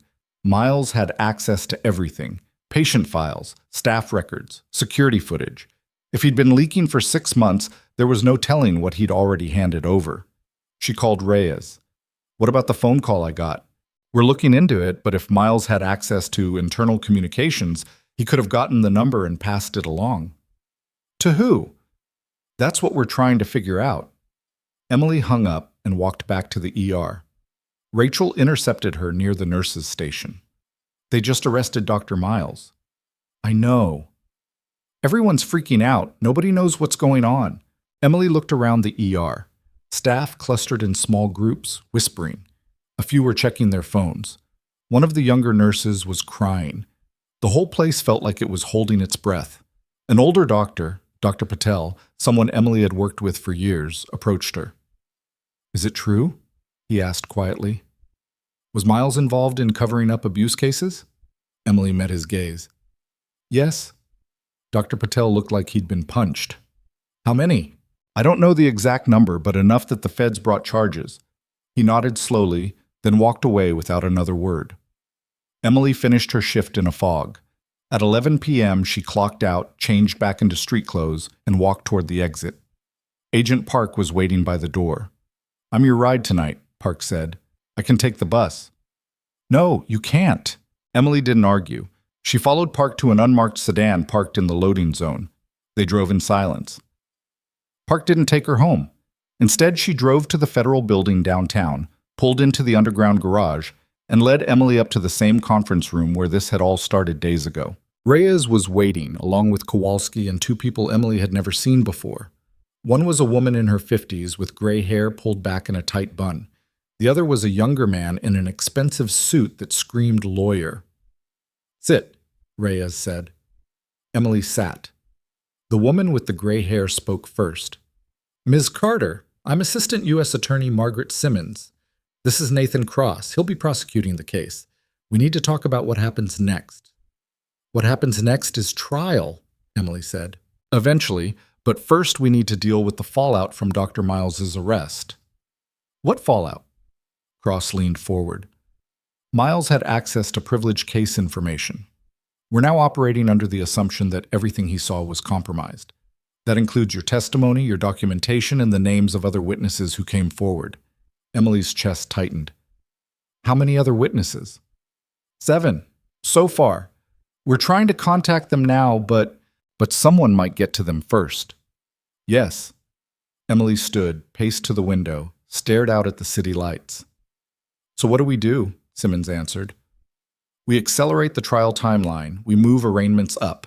We get everyone on record as fast as possible before anyone can be intimidated or silenced. How fast? Arraignments start tomorrow morning, 9 a.m. Emily turned back to face them. Tomorrow? We don't have time to wait. Miles's arrest is going to spook everyone involved. If we don't move now, we risk losing witnesses, losing evidence, losing the whole case. Kowalski spoke up. We've also identified the source of the threatening call you received. Emily's pulse jumped. Who? Officer Foster, one of the officers who arrested you. He's been in contact with Miles since the indictments were announced. We pulled phone records. Foster called Miles 20 minutes before you got the threat. Miles gave him your secure number. Where's Foster now? In custody. We picked him up an hour ago. Emily sat back down. What did he say? Nothing yet. He lawyered up immediately. Cross pulled out a file folder, opened it, and slid it across the table to Emily. Inside were photos, Foster in handcuffs being led into the federal building. Another photo showed him sitting in an interrogation room, arms crossed, face blank. He's not talking, Cross said, but we have enough without his cooperation. The phone records alone are damning. What about the other officer? Emily asked. Garrett, is he involved too? Reyes shook her head. We don't think so. Garrett's been cooperating, gave a full statement yesterday, said Foster was the one who initiated the stop, insisted on the arrest. Garrett's claiming he just went along with it. You believe him? Doesn't matter what we believe. What matters is what we can prove. Simmons stood. We need you here tomorrow for the arraignments. We want you in the courtroom, visible. It sends a message. Emily nodded. I'll be there. They let her go at 1:30 a.m. Park drove her home, walked her upstairs, checked her apartment, and left her with the same instructions as always. Don't leave. Don't talk to anyone. Stay safe. Emily locked the door, walked to the bedroom, and collapsed on the bed without bothering to change. Sleep came eventually, shallow and fractured. At 7 a.m., someone knocked on her door. Emily dragged herself out of bed, looked through the peephole. Kowalski. She opened the door. We need to leave in 20 minutes, he said. Emily showered, dressed, and walked out into the hallway 19 minutes later. Kowalski led her downstairs to a waiting SUV. Park was driving again. They headed downtown, merging into morning traffic that was already building. The federal courthouse looked different in daylight. Bigger, more imposing. The crowd outside had tripled since yesterday. Protesters, reporters, camera crews, all of them waiting for something to happen. The SUV pulled around to the side entrance. Emily got out, flanked by agents, and walked inside. They took her to the same holding room as before. Emily sat, staring at the wall, running through everything in her head. At 8:47 a.m., the bailiff came to get her. You're not testifying today, he said. But the prosecutors want you in the courtroom, public gallery, third row. Emily followed him through a different set of doors into the main courtroom. It was packed, every seat filled. She recognized a few faces, other nurses from Riverside General, people from the neighborhood, reporters with notebooks. She sat where the bailiff indicated and waited. At 9:03 a.m., the judge entered. Everyone stood. The judge sat. Everyone else sat. The bailiff called the first case. United States versus Dr. Lawrence Miles. Miles walked in, hands cuffed, wearing the same clothes Emily had seen him in yesterday. He looked smaller somehow, diminished. His lawyer, an older man with white hair and an expensive suit, stood beside him. The prosecutor read the charges. Obstruction of justice, conspiracy to obstruct justice, witness tampering. Miles stood silent, face pale. His lawyer entered a plea of not guilty. The judge set bail at $500,000. Miles's lawyer argued for lower. The judge didn't budge. Next was Officer Foster. Foster walked in looking defiant, shoulders back, chin up, like he was walking into a station meeting instead of a federal arraignment. His lawyer was younger, aggressive-looking, already talking before the judge could speak. The charges were read: deprivation of rights under color of law, witness intimidation, conspiracy. Foster's lawyer immediately requested bail. The prosecutor objected, citing Foster's contact with witnesses and access to weapons. The judge sided with the prosecution. Foster's face went red. He said something to his lawyer Emily couldn't hear. The bailiff led him out. Officer Garrett was next. Garrett looked nothing like Foster. He walked in hunched, eyes down, looking like he hadn't slept in days. His lawyer was a public defender, overworked and underpaid. The charges were read, fewer than Foster's. The prosecutor noted Garrett's cooperation. The judge set bail at $50,000. Garrett's mother, an older woman sitting in the front row, started crying. 3 hospital administrators came next. Emily didn't know any of them personally, but she recognized their names from the files she'd documented. They all pled not guilty. They all made bail. They all walked out looking like they'd already decided this was a fight they could win. At 11:47 a.m., the arraignments concluded. Emily stood to leave, but Simmons appeared beside her. We need to talk. Conference room. Now. Emily followed her out of the courtroom, down the hall, into a smaller room where Reyes, Cross, and Kowalski were already waiting. Sit, Simmons said. Emily sat. Cross spoke first. We have a problem. One of the other witnesses, Jennifer Ross, the nurse who called to warn you about Miles, she's missing. Emily's blood went cold. Missing? She didn't show up for work this morning. We sent agents to her apartment. She's not there. Her car's gone. Her phone's off. When was the last time anyone heard from her? Yesterday afternoon. She called her supervisor, said she wasn't feeling well, was going to leave early. Nobody's seen her since. Emily's hands clenched into fists. You think someone got to her? We don't know, but the timing is suspicious. Reyes leaned forward. We've issued a bolo.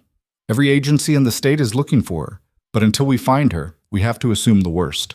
Emily stood, paced to the wall, pressed her palms against it. She called me because she wanted to help. Now she's missing because of it. We don't know that, Simmons said. Yes, we do. Nobody argued. Cross cleared his throat. We're also getting reports that some of the other witnesses are receiving threats. Nothing direct, nothing we can prosecute, but enough to make them nervous. How many? 3. So far. Emily turned back to face them. What are you doing about it? Protective custody for anyone who wants it. Increase patrols around their homes, but we can't force them to accept protection. Are they backing out? Not yet. But if this keeps up, they might. Emily walked back to the table, sat down heavily. So what do we do? Simmons looked at Cross. Cross looked at Reyes. Reyes looked at Emily. We go public, Reyes said. We hold a press conference. We put you in front of cameras and you tell people what's happening. You name names. You lay out the whole case. We make it too big to bury. Emily stared at her. You want me to go on record, publicly? Yes?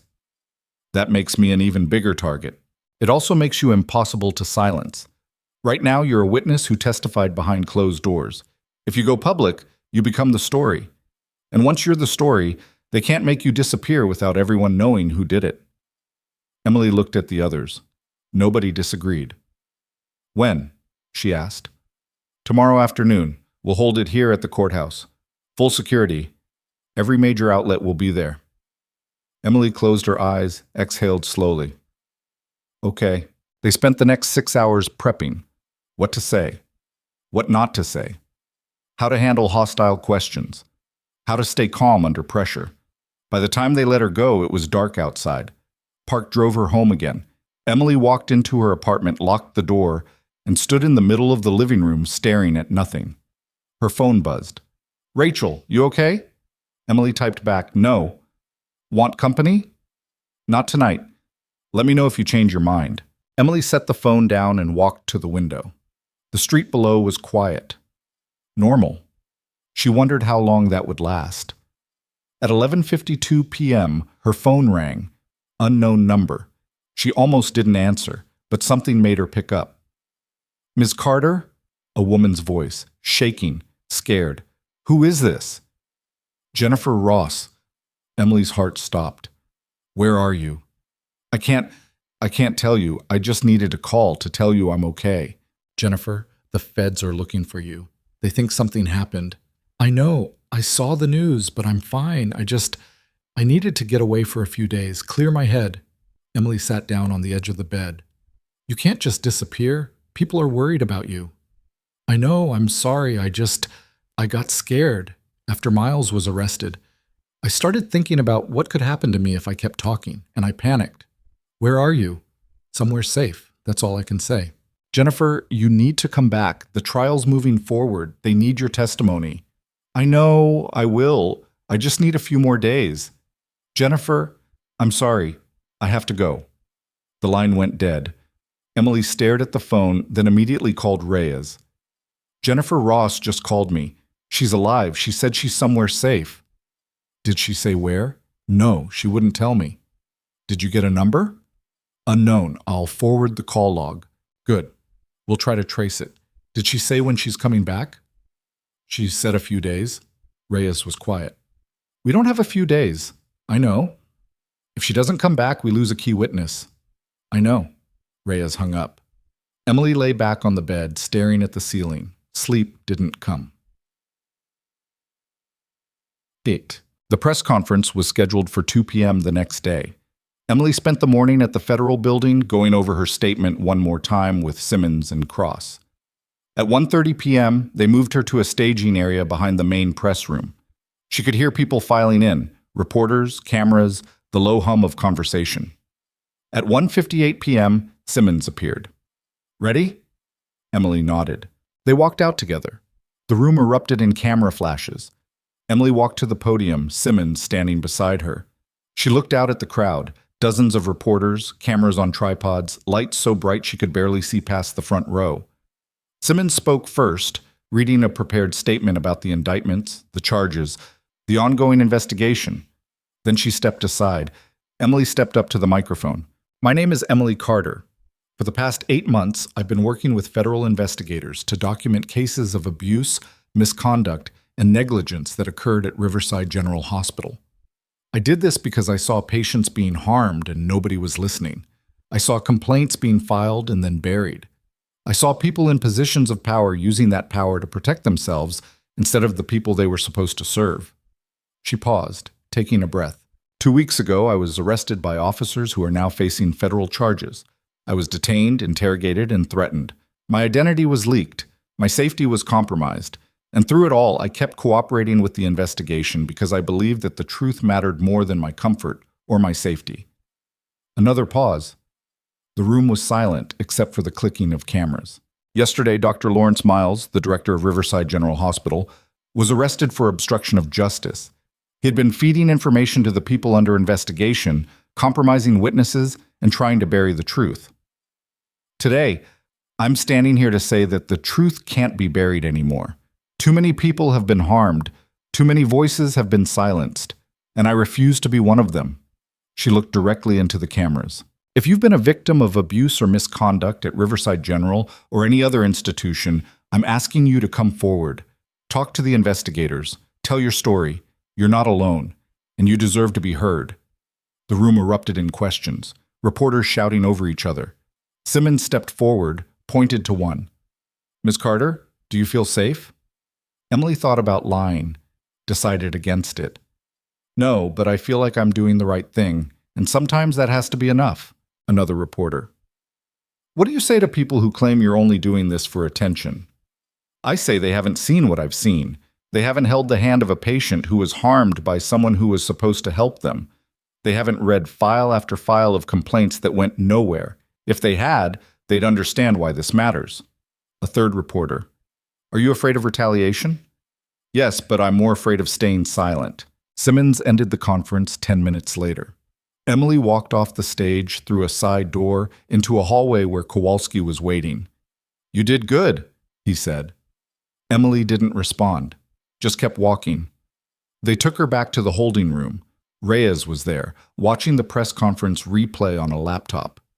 "It's already trending," Reyes said. "Every major outlet picked it up. You're the lead story on 3 networks." Emily sat down. "Good. You okay?" "No." Reyes closed the laptop.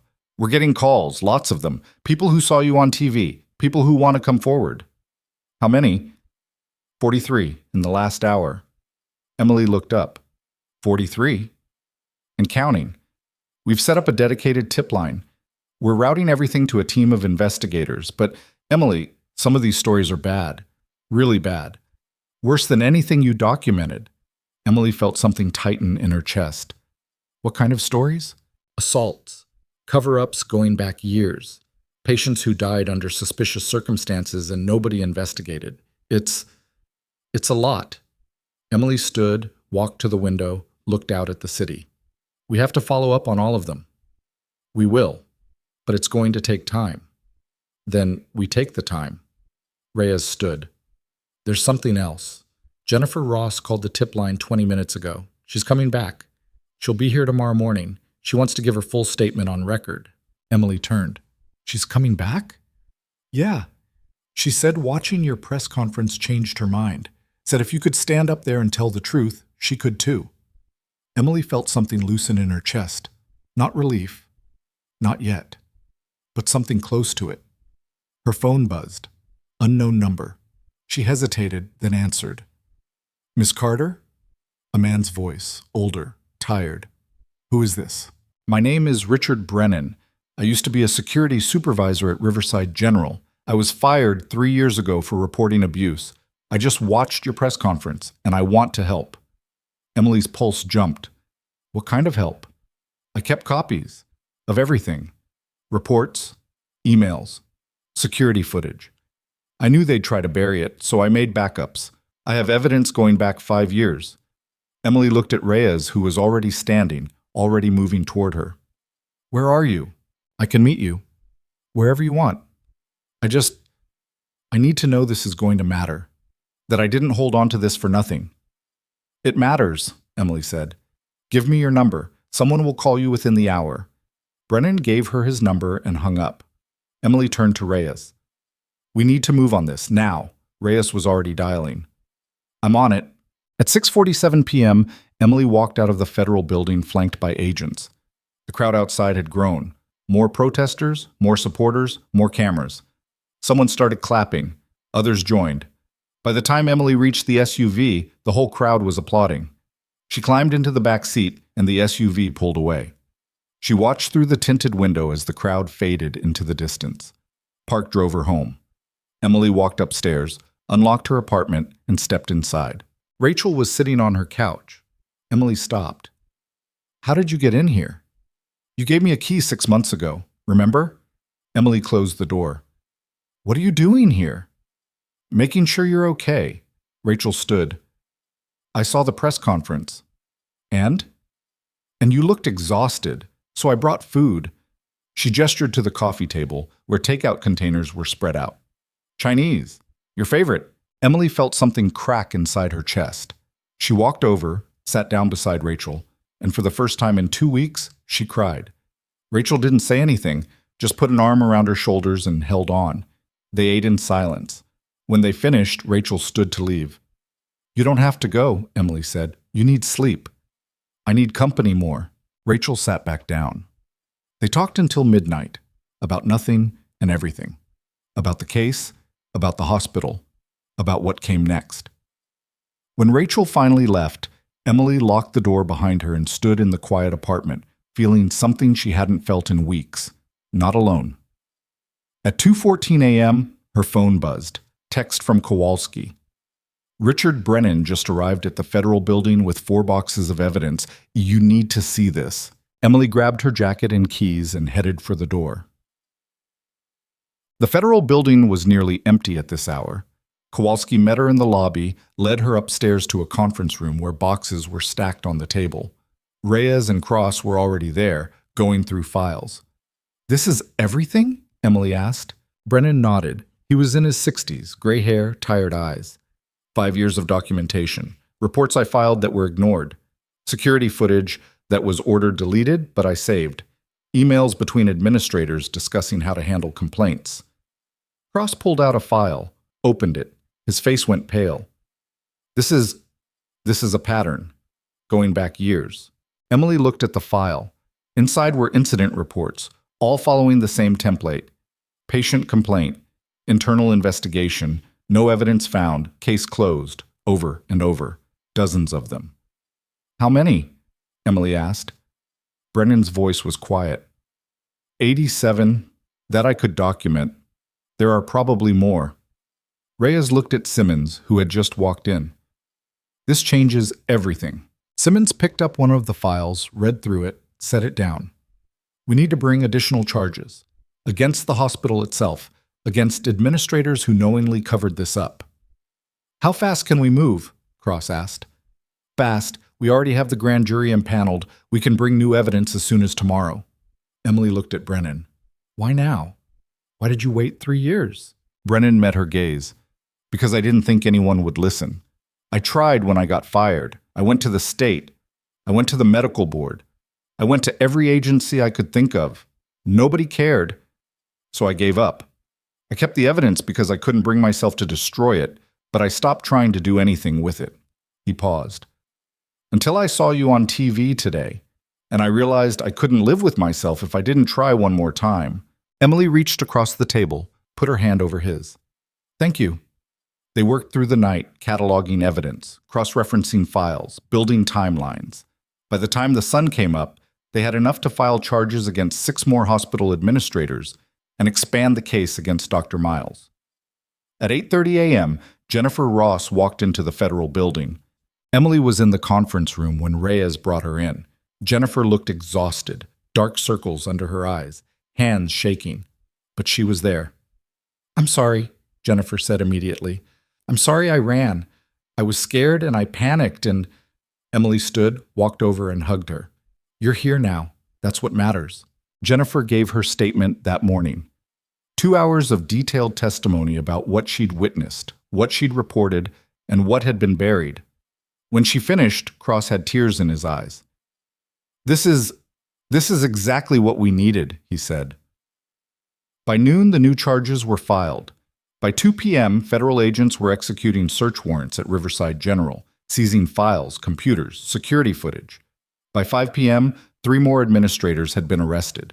Emily watched it all unfold from the conference room, surrounded by files and evidence and people who had finally decided to tell the truth. At 7:47 p.m., her phone rang. Agent Kowalski. "Turn on the news." Emily found a laptop, pulled up a news stream. The anchor was mid-sentence. "Breaking developments in the Riverside General scandal. Federal investigators have announced additional charges against 6 hospital administrators and expanded the case to include allegations of systemic abuse spanning more than 5 years. The U.S. Attorney's Office released a statement calling this one of the largest institutional corruption cases in state history." The anchor was replaced by footage of agents leading administrators out of the hospital in handcuffs. Then footage of protesters outside the hospital, their numbers swelling into the hundreds. Then a clip from Emily's press conference, her voice steady. "I refuse to be one of them." Emily closed the laptop. Reyes walked in. "You should go home, get some rest." "I'm fine. You've been here for 18 hours. Go home." Emily didn't argue. Park drove her back to her apartment. Emily walked upstairs, unlocked the door, and stepped inside.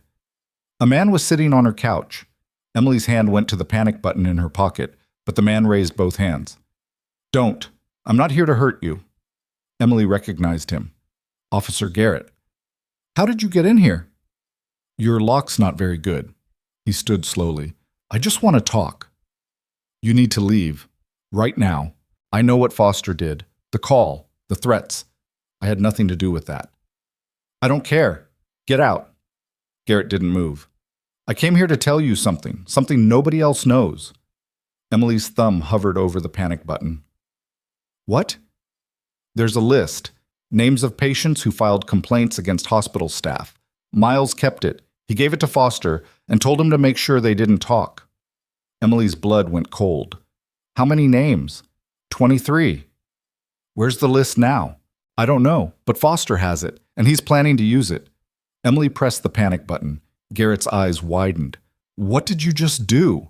"Called the feds. You have about 90 seconds to get out of here before they arrive." Garrett stood, walked to the door, paused. "I'm trying to help." "Then you should have helped before people got hurt." He left. 60 seconds later, 4 federal agents burst through her door, weapons drawn. Emily pointed to the window. "He went down the fire escape. Officer Garrett, he just told me Foster has a list of witnesses he's planning to target." The agents were already moving. Kowalski stayed behind. "You okay?" Emily nodded. "Yeah, but we need to find that list." "We will."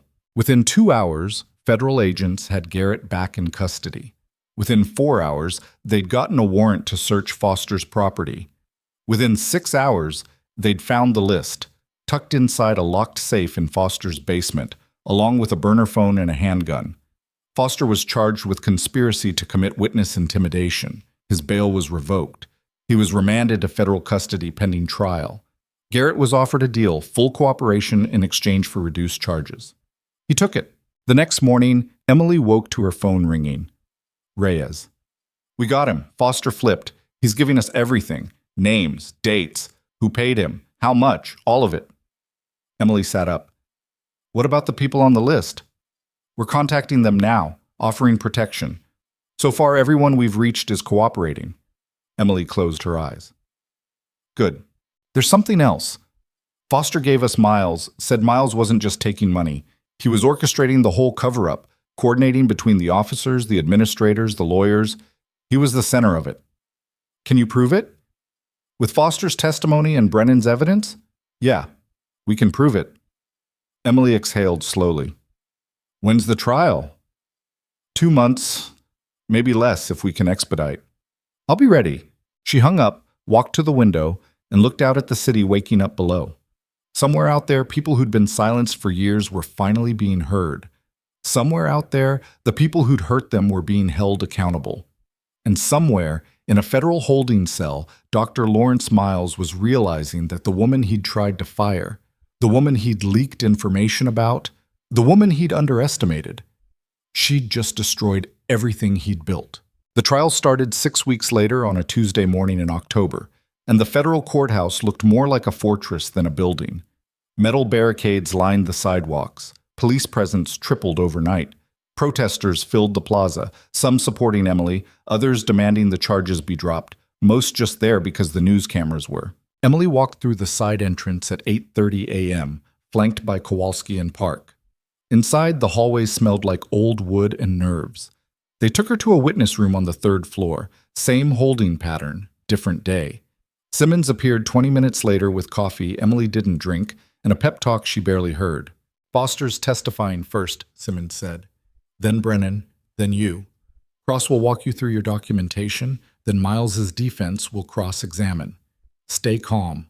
Answer only what's asked. Don't speculate. Emily nodded. She'd heard this already, multiple times. At 9:47 a.m., the bailiff came to get her. Not to testify, just to sit in the gallery. Simmons wanted her visible, wanted the jury to see her, wanted them to connect the evidence to an actual person who'd lived through it. Emily walked into the courtroom and sat in the 2nd row behind the prosecution table. The room was packed. Every seat filled, reporters lining the back wall, sketch artists in the front row because cameras weren't allowed. The jury filed in, 12 people who looked tired before the trial had even started. Then the defendants. Dr. Miles came in first, wearing a suit that probably cost more than Emily made in a month. He looked thinner than she remembered, older. His lawyer, a high-powered defense attorney named Caldwell, who'd made a career out of defending the indefensible, sat beside him, already shuffling papers. The hospital administrators followed. 6 of them, all in suits, all looking like they'd rather be anywhere else. Then Officer Foster, handcuffed, wearing an orange jumpsuit because his bail had been revoked. He scanned the gallery until his eyes found Emily. She didn't look away. The judge entered. Everyone stood. The trial began. Foster testified first, just like Simmons said. He walked through everything, the initial stop, the arrest, the money he'd taken from Miles, the list of witnesses he'd been told to intimidate. Cross-examined him for 3 hours. Caldwell tried to tear him apart on cross, suggesting Foster was lying to save himself. But the evidence backed up every word. Phone records, bank transfers, text messages. Foster had kept everything, probably thinking it would protect him. Instead, it buried him. When Foster stepped down, he looked at Emily one more time. She still didn't look away. Brennan testified next. He was nervous, hands shaking as he was sworn in, but his testimony was devastating. 5 years of documentation, 87 cases, patterns of abuse, cover-ups, retaliation against anyone who spoke up. He brought the physical evidence, files, emails, security footage, and crosswalked the jury through all of it, piece by piece, building a timeline that was impossible to deny. Caldwell went after Brennan hard, suggesting he was a disgruntled former employee with an axe to grind, but Brennan held firm. "I didn't keep this evidence because I was angry," Brennan said quietly. "I kept it because I knew nobody would believe me without proof, and I was right. Nobody did believe me. Until now." The courtroom was silent when he stepped down. At 4:15 p.m., the judge called a recess until the next morning. Emily walked out of the courtroom, back to the witness room, and sat in silence while Kowalski stood guard outside. Her phone buzzed. "Rachel. Saw you on the news. You look strong." Emily typed back, "I don't feel strong. You don't have to feel it to be it." Emily stared at the message for a long moment, then powered the phone off. That night, Park drove her to a different hotel. Same routine, same instructions. Emily lay in bed, staring at the ceiling, running through her testimony in her head. She'd done this before, given depositions, answered questions under oath. But tomorrow would be different. Tomorrow would be public. Tomorrow. Everything she'd documented, everything she'd witnessed, everything she'd carried for 8 months would be laid out in front of a jury and broadcast to the world. Sleep came eventually, shallow and restless. At 8 a.m., the bailiff called her name. Emily walked into the courtroom, took the stand, and was sworn in. She looked out at the gallery, packed again, Rachel sitting in the third row, protesters visible through the windows behind her. The jury watched her with expressions she couldn't read. Cross started with the basics: name, occupation, how long she'd worked at Riverside General.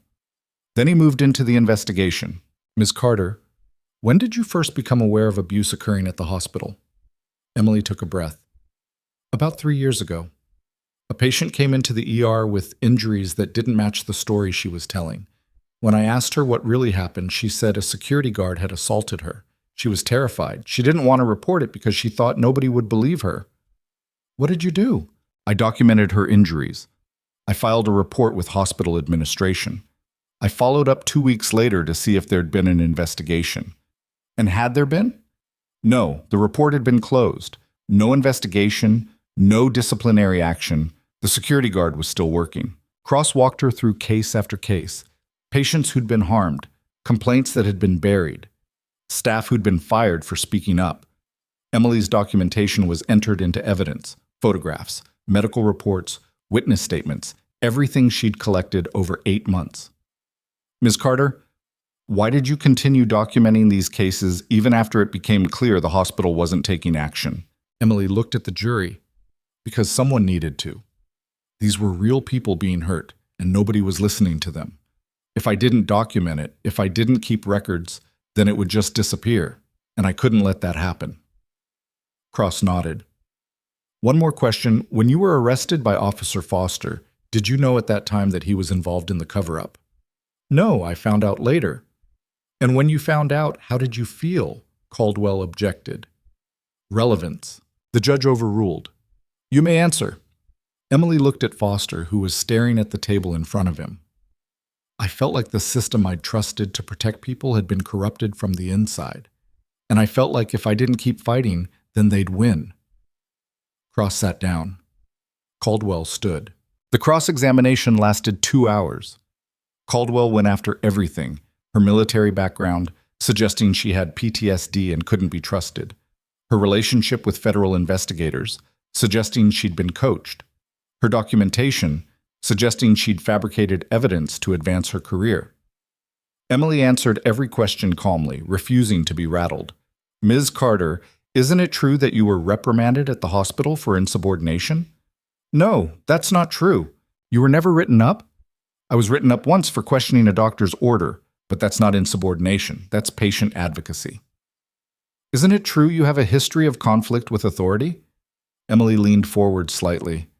I have a history of speaking up when I see something wrong. If that's what you mean by conflict with authority, then yes.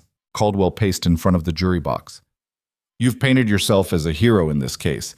But isn't it possible you're just someone who couldn't get along with colleagues and decided to burn down the institution that employed you?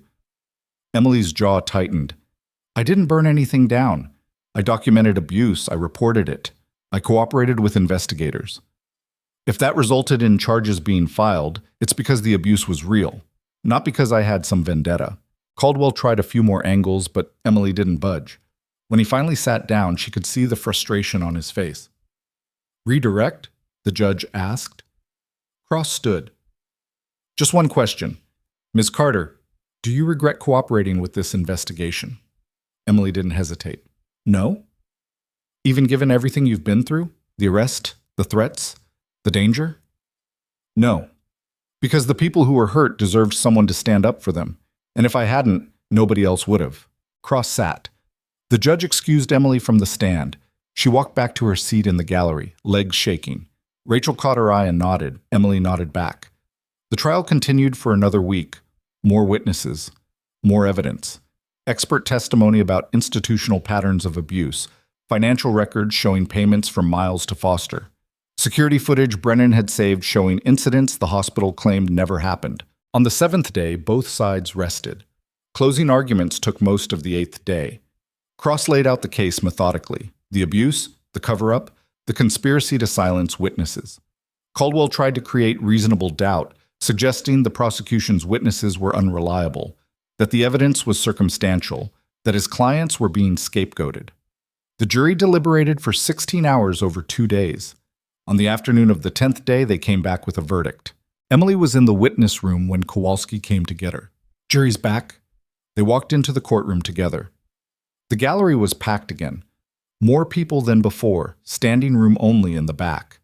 Emily sat in her usual spot. Rachel was beside her this time, having taken the day off work. The jury filed in. Emily watched their faces, trying to read something, anything. The foreperson was an older woman, maybe mid-60s, with gray hair and kind eyes.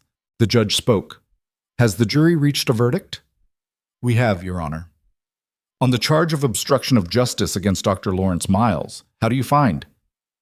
"Guilty." The courtroom erupted. The judge banged his gavel, calling for order. Emily sat frozen, barely breathing. The foreperson continued. "On the charge of conspiracy to obstruct justice, guilty. On the charge of witness tampering, guilty." Miles's face went white. His lawyer leaned over, whispered something urgently. Miles just shook his head. The verdicts continued. Guilty on all counts for Foster. Guilty on multiple counts for 4 of the 6 administrators. 2 were acquitted on some charges, but convicted on others. When the foreperson finished, the judge thanked the jury and set a sentencing date for 6 weeks out. The bailiffs led the defendants away. Miles looked at Emily as he was escorted out. She met his gaze and didn't flinch. The courtroom slowly emptied. Simmons approached Emily, hand extended. "You did it," Simmons said. Emily shook her hand. "We did it." Rachel hugged her in the hallway outside the courtroom, and for the second time in weeks, Emily felt tears she'd been holding back finally break through. This time, she didn't try to stop them. Sentencing came 6 weeks later. The courtroom was just as packed, just as tense. The judge handed down sentences that made headlines. Dr. Miles, 12 years in federal prison. Officer Foster, 8 years. The administrators' sentences ranging from 3 to 7 years, depending on their level of involvement. Emily sat in the gallery and watched each of them led away in handcuffs. She felt something she hadn't expected. Not satisfaction, not triumph, just exhaustion mixed with a quiet sense that something broken had finally been set right. Outside the courthouse, reporters swarmed.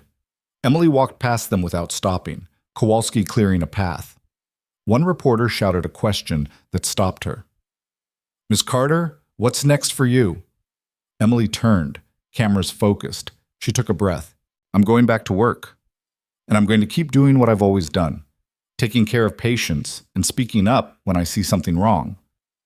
"Are you staying at Riverside General?" "That depends on whether the hospital is willing to make real changes.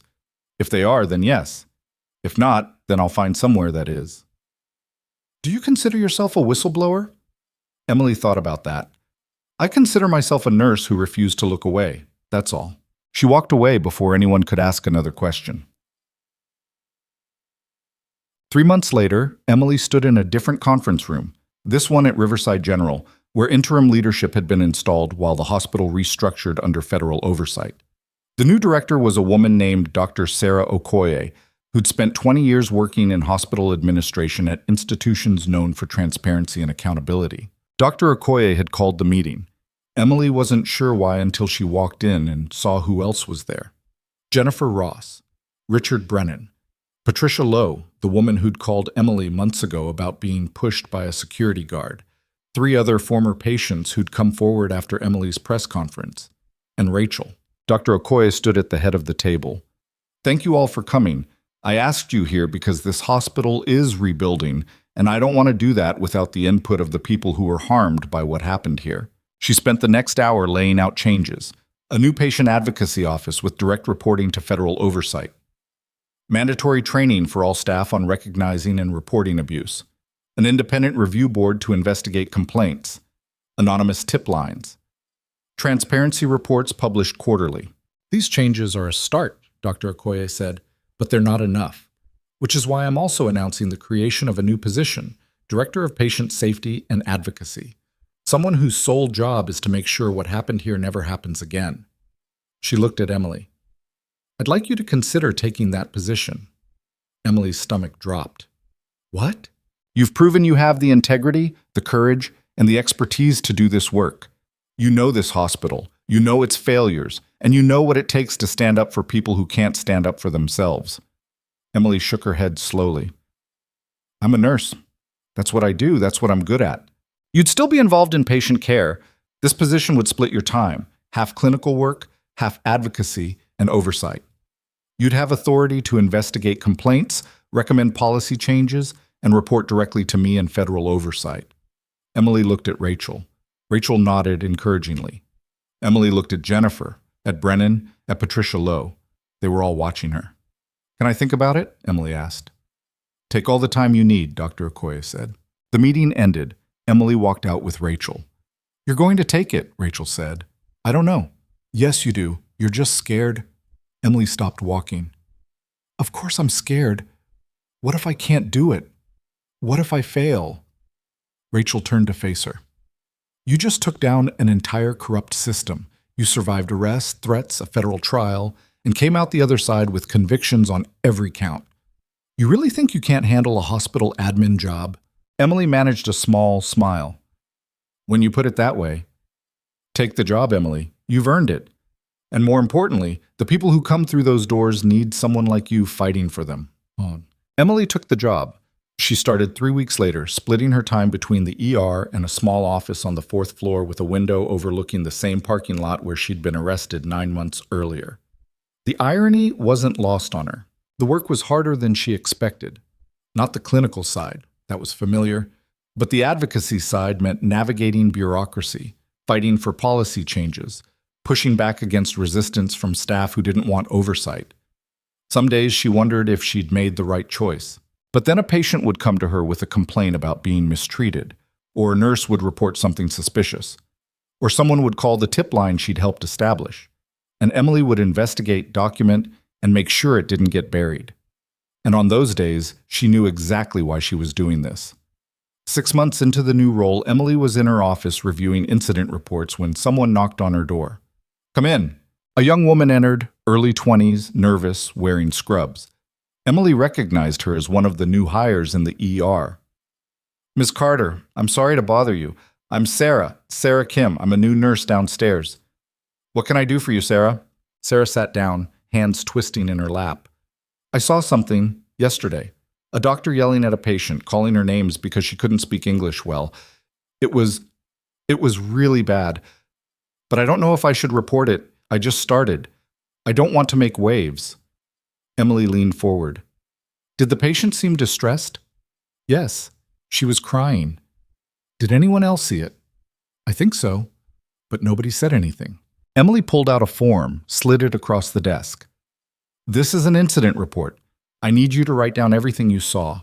What was said, who was there, what time it happened. Be as detailed as you can. What happens after I file it? I investigate. I talk to witnesses. I review any available footage. And if what you're describing happened the way you say it did, that doctor will face consequences. Sarah looked at the form, then back at Emily. You promise? I promise. Nobody gets to abuse patients here. Not anymore. Sarah filled out the form. Emily investigated. The doctor was suspended pending review, then ultimately fired when the investigation confirmed multiple instances of similar behavior. Sarah stopped by Emily's office a week later to thank her. I was so scared to report it, Sarah said. But watching you, seeing what you did, what you went through, it made me think maybe I could too. Emily felt something warm settle in her chest. You did the right thing. Don't ever be afraid to speak up. After Sarah left, Emily sat in her office and thought about that. About how many people might have stayed silent if she hadn't spoken up first. About how many voices had been waiting for someone to prove it was possible to tell the truth and survive. That night, she went home to her apartment, the same one she'd lived in for 3 years, though she'd finally bought some actual furniture and hung things on the walls. Rachel came over with takeout, and they sat on the couch watching terrible reality TV and not talking about work. When Rachel left, Emily stood at the window looking out at the city. Somewhere out there, people were suffering in silence, too scared to speak up, too tired to fight. And somewhere, Other people were finding the courage to tell their stories, to demand accountability, to refuse to be dismissed. Emily's phone buzzed. Text from an unknown number. Ms. Carter, my name is David Park. I'm a patient at Memorial Hospital across town. I saw what you did at Riverside General. Something happened to me here and nobody will listen. Can you help me? Emily stared at the message. Memorial Hospital wasn't her jurisdiction. She had no authority there, but she also knew what it felt like to be ignored, dismissed, silenced. She typed back, "Give me your number. I'll call you in 5 minutes." She made the call, listened to David's story, took notes. Then she called Agent Reyes, who'd become something close to a friend over the past year. "I have a case for you," Emily said. "Different hospital, same pattern." "Send me what you have." Emily sent the notes. 3 days later, federal investigators opened a preliminary inquiry into Memorial Hospital. 2 weeks after that, they found evidence of systematic abuse. 1 month later, charges were filed. David Park called Emily to thank her. "You didn't have to help me." "Yes," Emily said quietly. "I did." Does. A year after the trial, Emily was invited to speak at a medical conference about patient advocacy and institutional accountability. She almost declined. Public speaking wasn't her strength, but Simmons convinced her, arguing that her story could inspire other healthcare workers to speak up. Emily stood on a stage in front of 300 people and told them the truth. Not the sanitized version, not the heroic version, the real version, where she was scared, where she made mistakes, where she didn't know if she was doing the right thing, where she got arrested and threatened and almost gave up. "I'm not special," she said. "I'm not brave. I'm just someone who saw something wrong and couldn't live with myself if I stayed silent. And I'm standing here today to tell you that if you see something wrong, you don't have to be special or brave to speak up. You just have to care enough to try." When she finished, the room was silent for 3 seconds. Then someone started clapping. Others joined. Within moments, the entire room was on their feet. Emily walked off the stage shaking, Rachel waiting for her in the wings. "You were amazing," Rachel said. "I was terrified." "You were both." That night, Emily's phone didn't stop buzzing. Messages from healthcare workers who'd been in the audience, telling her about problems at their institutions, asking for advice, thanking her for speaking up. She answered as many as she could, then finally turned the phone off and sat in the quiet of her hotel room. She thought about the past year, about everything that had changed, about the people who'd been hurt and the people who'd finally gotten justice, about the system that had been broken and the work still ahead to fix it. She thought about the woman she'd been a year ago, sitting in a parking lot outside a diner, just trying to get through another shift. That woman would barely recognize who Emily had become. But somewhere deep down, they were still the same person. Someone who couldn't look away. Someone who refused to accept that things had to stay broken just because they'd always been that way. Brasset. 2 years after the trial, Emily stood in the parking lot outside Riverside General, where she'd been arrested. The hospital looked different now. New signage, updated security protocols, a transparency statement posted prominently in the lobby. The changes were real, imperfect, ongoing, but real. She'd been called into Dr. Okoye's office that morning and offered a promotion. Director of Patient Safety and Advocacy for the entire hospital network, not just Riverside General. It would mean overseeing 6 hospitals, training staff, implementing policies, building systems to prevent what had happened from happening anywhere else. Emily hadn't accepted yet. She was still thinking about it. Rachel found her outside. "You're taking the promotion." "You don't know that." "I know you. You're taking it because you can't help yourself." Emily smiled. "Is that a bad thing?" "No, it's the thing I love most about you. You see a problem and you can't walk away from it." They stood in silence for a moment, watching people come and go through the hospital entrance. Patients, families, staff, all of them trusting that the people inside would take care of them, protect them, listen to them. "What if I mess it up?" Emily asked quietly. "Then you'll fix it. That's what you do." Emily thought about that, about all the times over the past 2 years when things had gone wrong and she'd found a way to make them right. Not perfectly, not smoothly, but right. She pulled out her phone and called Dr. Okoye. "I'll take the job." 3 years after the trial, Emily was invited to testify before a congressional committee examining institutional abuse in healthcare. She sat at a table in front of senators and cameras and told them what she'd learned, that abuse thrived in silence, that accountability required systems, not just good intentions, that the people closest to the problem, nurses, patients, frontline staff, were often the ones with the least power to fix it. We need federal standards, she said. We need independent oversight. We need protection for whistleblowers that actually means something. Because right now, the people who speak up pay the price, and the people who cause harm get to keep working. One senator asked her what had kept her going during the darkest parts of her fight. Emily thought about that. I kept thinking about the patients, the ones who'd been hurt and nobody listened to. I thought about how easy it would be for me to walk away, to protect myself, to let someone else fight. And I thought about what I would want if I was the one being hurt. I'd want someone to care enough to take the risk. So that's what I tried to be. The hearing made national news. Emily's testimony was quoted in articles, shared on social media, referenced in policy proposals. She didn't read most of it, just went back to work because there was always more work to do. But one message caught her attention. It was from Patricia Lowe, the woman who'd called her 3 years ago about being pushed by a security guard. I saw your testimony. I wanted you to know that what you did changed my life, not just because you helped me get justice, but because you showed me that my voice mattered. I went back to school. I'm studying to be a patient advocate now, because of you. Emily read the message 3 times, then saved it in a folder on her phone labeled Why. On the days when the work felt impossible, when she was tired and frustrated and wondering if any of it made a difference, she'd open that folder and read the messages inside. Dozens of them. From patients who'd been heard, from staff who'd found the courage to speak up, from families who'd gotten answers. They reminded her that the work mattered, that she mattered, that the woman who'd been dismissed, arrested, threatened, and nearly silenced had become someone who couldn't be ignored.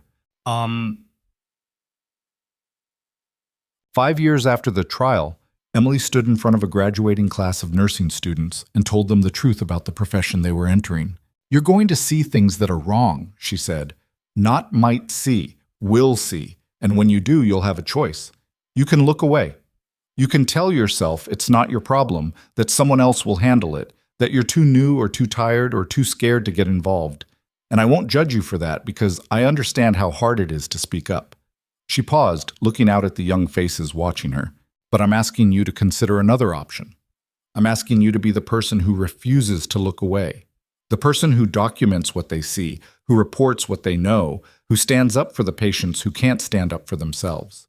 Because that's what nursing is. It's not just about medical skills, it's about being a voice for the voiceless. And the world needs more people willing to do that.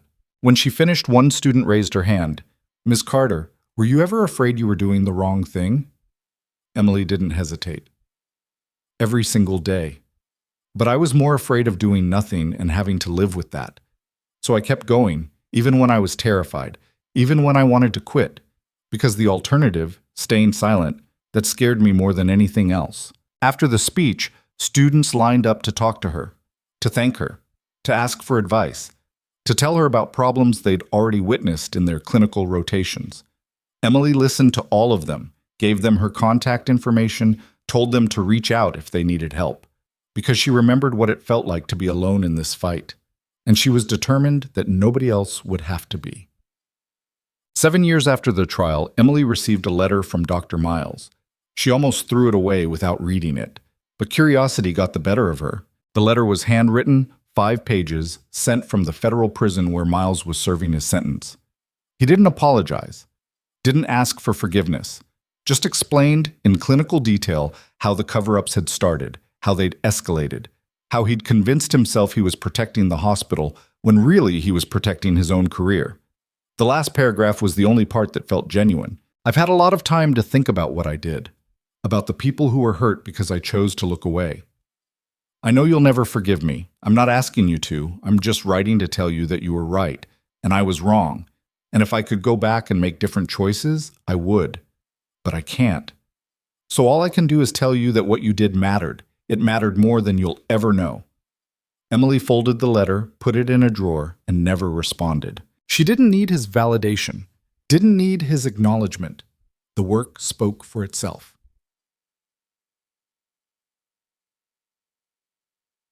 10 years after the trial, Emily sat in her office at the hospital network headquarters and looked at the report on her desk. A comprehensive review of patient safety outcomes across all 6 hospitals in the network over the past decade. Complaints of abuse, down 73%. Independent investigations, up 340%. Staff reporting of concerns, up 890%. Patient satisfaction scores, highest in the state. Emily closed the report and looked out the window. The city sprawled below her, full of people living their lives, most of them never knowing how close they'd come to being harmed by a system that had protected abusers instead of victims. Her phone rang. Rachel. You free for dinner? Always. Good. I'm bringing someone I want you to meet. Her name's Lisa. She's a nurse at County General. She's been documenting abuse for 6 months, and she doesn't know what to do next. Emily smiled. Bring her. I'll help. Because that's what she did now. Helped people find their voices. Helped them navigate the systems designed to silence them. Helped them understand that speaking up was hard, but staying silent was harder. That night, Emily sat across from Lisa, a young nurse who looked exactly like Emily had looked 10 years ago. Scared, exhausted, determined. I don't know if I'm strong enough to do this, Lisa said. Emily reached across the table and put her hand over Lisa's. You don't have to be strong. You just have to care. The strength comes later. What if I fail? Then you'll try again. That's what I did. I failed a dozen times before anything stuck, but I kept trying because the alternative was unacceptable. Lisa nodded slowly. Will you help me? Yes, all the way through. They talked for 2 hours. Emily walked Lisa through the process, gave her contacts at the FBI, explained how to document evidence, warned her about the risks. When they finished, Lisa looked less scared, not unafraid, just less alone. After Lisa left, Rachel looked at Emily across the table. You're good at this. At what? At being the person you needed when you started. Emily thought about that, about the woman she'd been 10 years ago, sitting in a parking lot, not knowing if anyone would believe her, about the woman she was now, sitting across from someone else who needed to know they weren't alone. I'm just paying it forward, Emily said. No, you're changing the world, one person at a time. Emily smiled. That's the only way it ever changes. 15 years after the trial, Emily stood at a podium accepting an award for lifetime achievement in patient advocacy. The room was filled with people she'd worked with, fought alongside, mentored over the years. Rachel sat in the front row. Dr. Okoye beside her, Jennifer Ross, now a patient advocate herself. Richard Brennan, retired but still consulting on institutional reform cases. Dozens of others. Emily looked out at them and felt something she hadn't felt in a long time. Peace. Not because the work was done. The work would never be done. But because she wasn't doing it alone anymore. I'm standing here today because 15 years ago, I made a choice to speak up when I saw something wrong, Emily said. That choice cost me a lot. It cost me my sense of safety. It cost me sleep. It cost me relationships. But it also gave me something. It gave me purpose. It gave me community. It gave me the knowledge that my voice, my one small voice, could matter. She paused, looking at the faces watching her. But I'm not here to talk about myself. I'm here to talk about all of you. Every person in this room who made the choice to stand up instead of staying silent. Every person who documented abuse, who reported misconduct, who refused to accept that things had to stay broken. You're the reason the work continues. You're the reason patients are safer. You're the reason the system is better, even if it's not perfect. She looked at Rachel, who was crying. Someone once told me that you don't have to feel strong to be strong, that caring is enough, that the courage comes later. And they were right. So to everyone listening, if you see something wrong, if you know something needs to change, if you're scared but you care too much to stay silent, speak up. Document what you see, report what you know, and know that you're not alone. Because there are thousands of us now, and we're all fighting the same fight. The room erupted in applause. Emily stepped away from the podium, shaking, and walked directly to Rachel, who pulled her into a hug. I'm so proud of you, Rachel whispered. I couldn't have done it without you. I know, but you did it anyway. 20 years after the trial, Emily retired from her position at the hospital network. She was 63 years old, tired in a way that felt earned, and ready to step back from the daily grind of institutional reform. But she didn't stop working. She started a nonprofit, the Carter Foundation for Patient Safety and Advocacy. Its mission was simple: support healthcare workers who wanted to speak up about abuse and corruption, provide them with legal resources, connect them with investigators, and make sure they didn't have to fight alone. The foundation grew quickly. Within 5 years, it had offices in 12 states and a network of thousands of advocates. Within 10 years, it had helped bring charges in over 200 cases of institutional abuse. Emily ran it from a small office in the same building where she'd first met with federal investigators 20 years earlier. The symmetry felt right. On her 75th birthday, Rachel threw her a party. Emily protested. She'd never liked being the center of attention. But Rachel insisted. The party was held at Riverside General in a conference room that had been renamed the Emily Carter Patient Advocacy Center. The walls were covered with photos. Emily testifying at the trial. Emily speaking at conferences. Emily with patients who'd become advocates themselves. Emily stood in the center of the room, surrounded by people who'd become family, and felt the weight of 20 years settle over her like a blanket. "Thank you," she said quietly to the room, "for believing me when nobody else would, for standing with me when it was hard, for continuing the work even when I stepped back. This was never about me. It was always about all of us." Someone in the back, she couldn't see who, shouted, "To Emily." The room echoed, "To Emily." She smiled despite herself. That night, after everyone had left, Emily walked through the empty hospital, past the ER where she'd worked for years, past the administrative wing where she'd confronted Dr. Miles, past the parking lot where she'd been arrested. She stood in that parking lot for a long moment, remembering the woman she'd been, scared, uncertain, alone. Then she walked to her car, got in, and drove home. Because the woman she'd been wasn't the woman she was now. She'd become someone who refused to be silenced, someone who'd proven that one voice raised against injustice could start an avalanche, someone who'd changed the system by refusing to let it change her. And that, Emily thought as she drove through the quiet city streets, was worth everything it had cost. The end. Emily Carter never set out to be a hero. She just set out to do her job. But in doing that job, in refusing to look away when she saw suffering, in documenting what others wanted buried, in standing up when it would have been easier to sit down, she became something more powerful than a hero. She became proof that ordinary people, armed with nothing but integrity and stubbornness, can take on corrupt systems and win. Not easily, not perfectly, but decisively.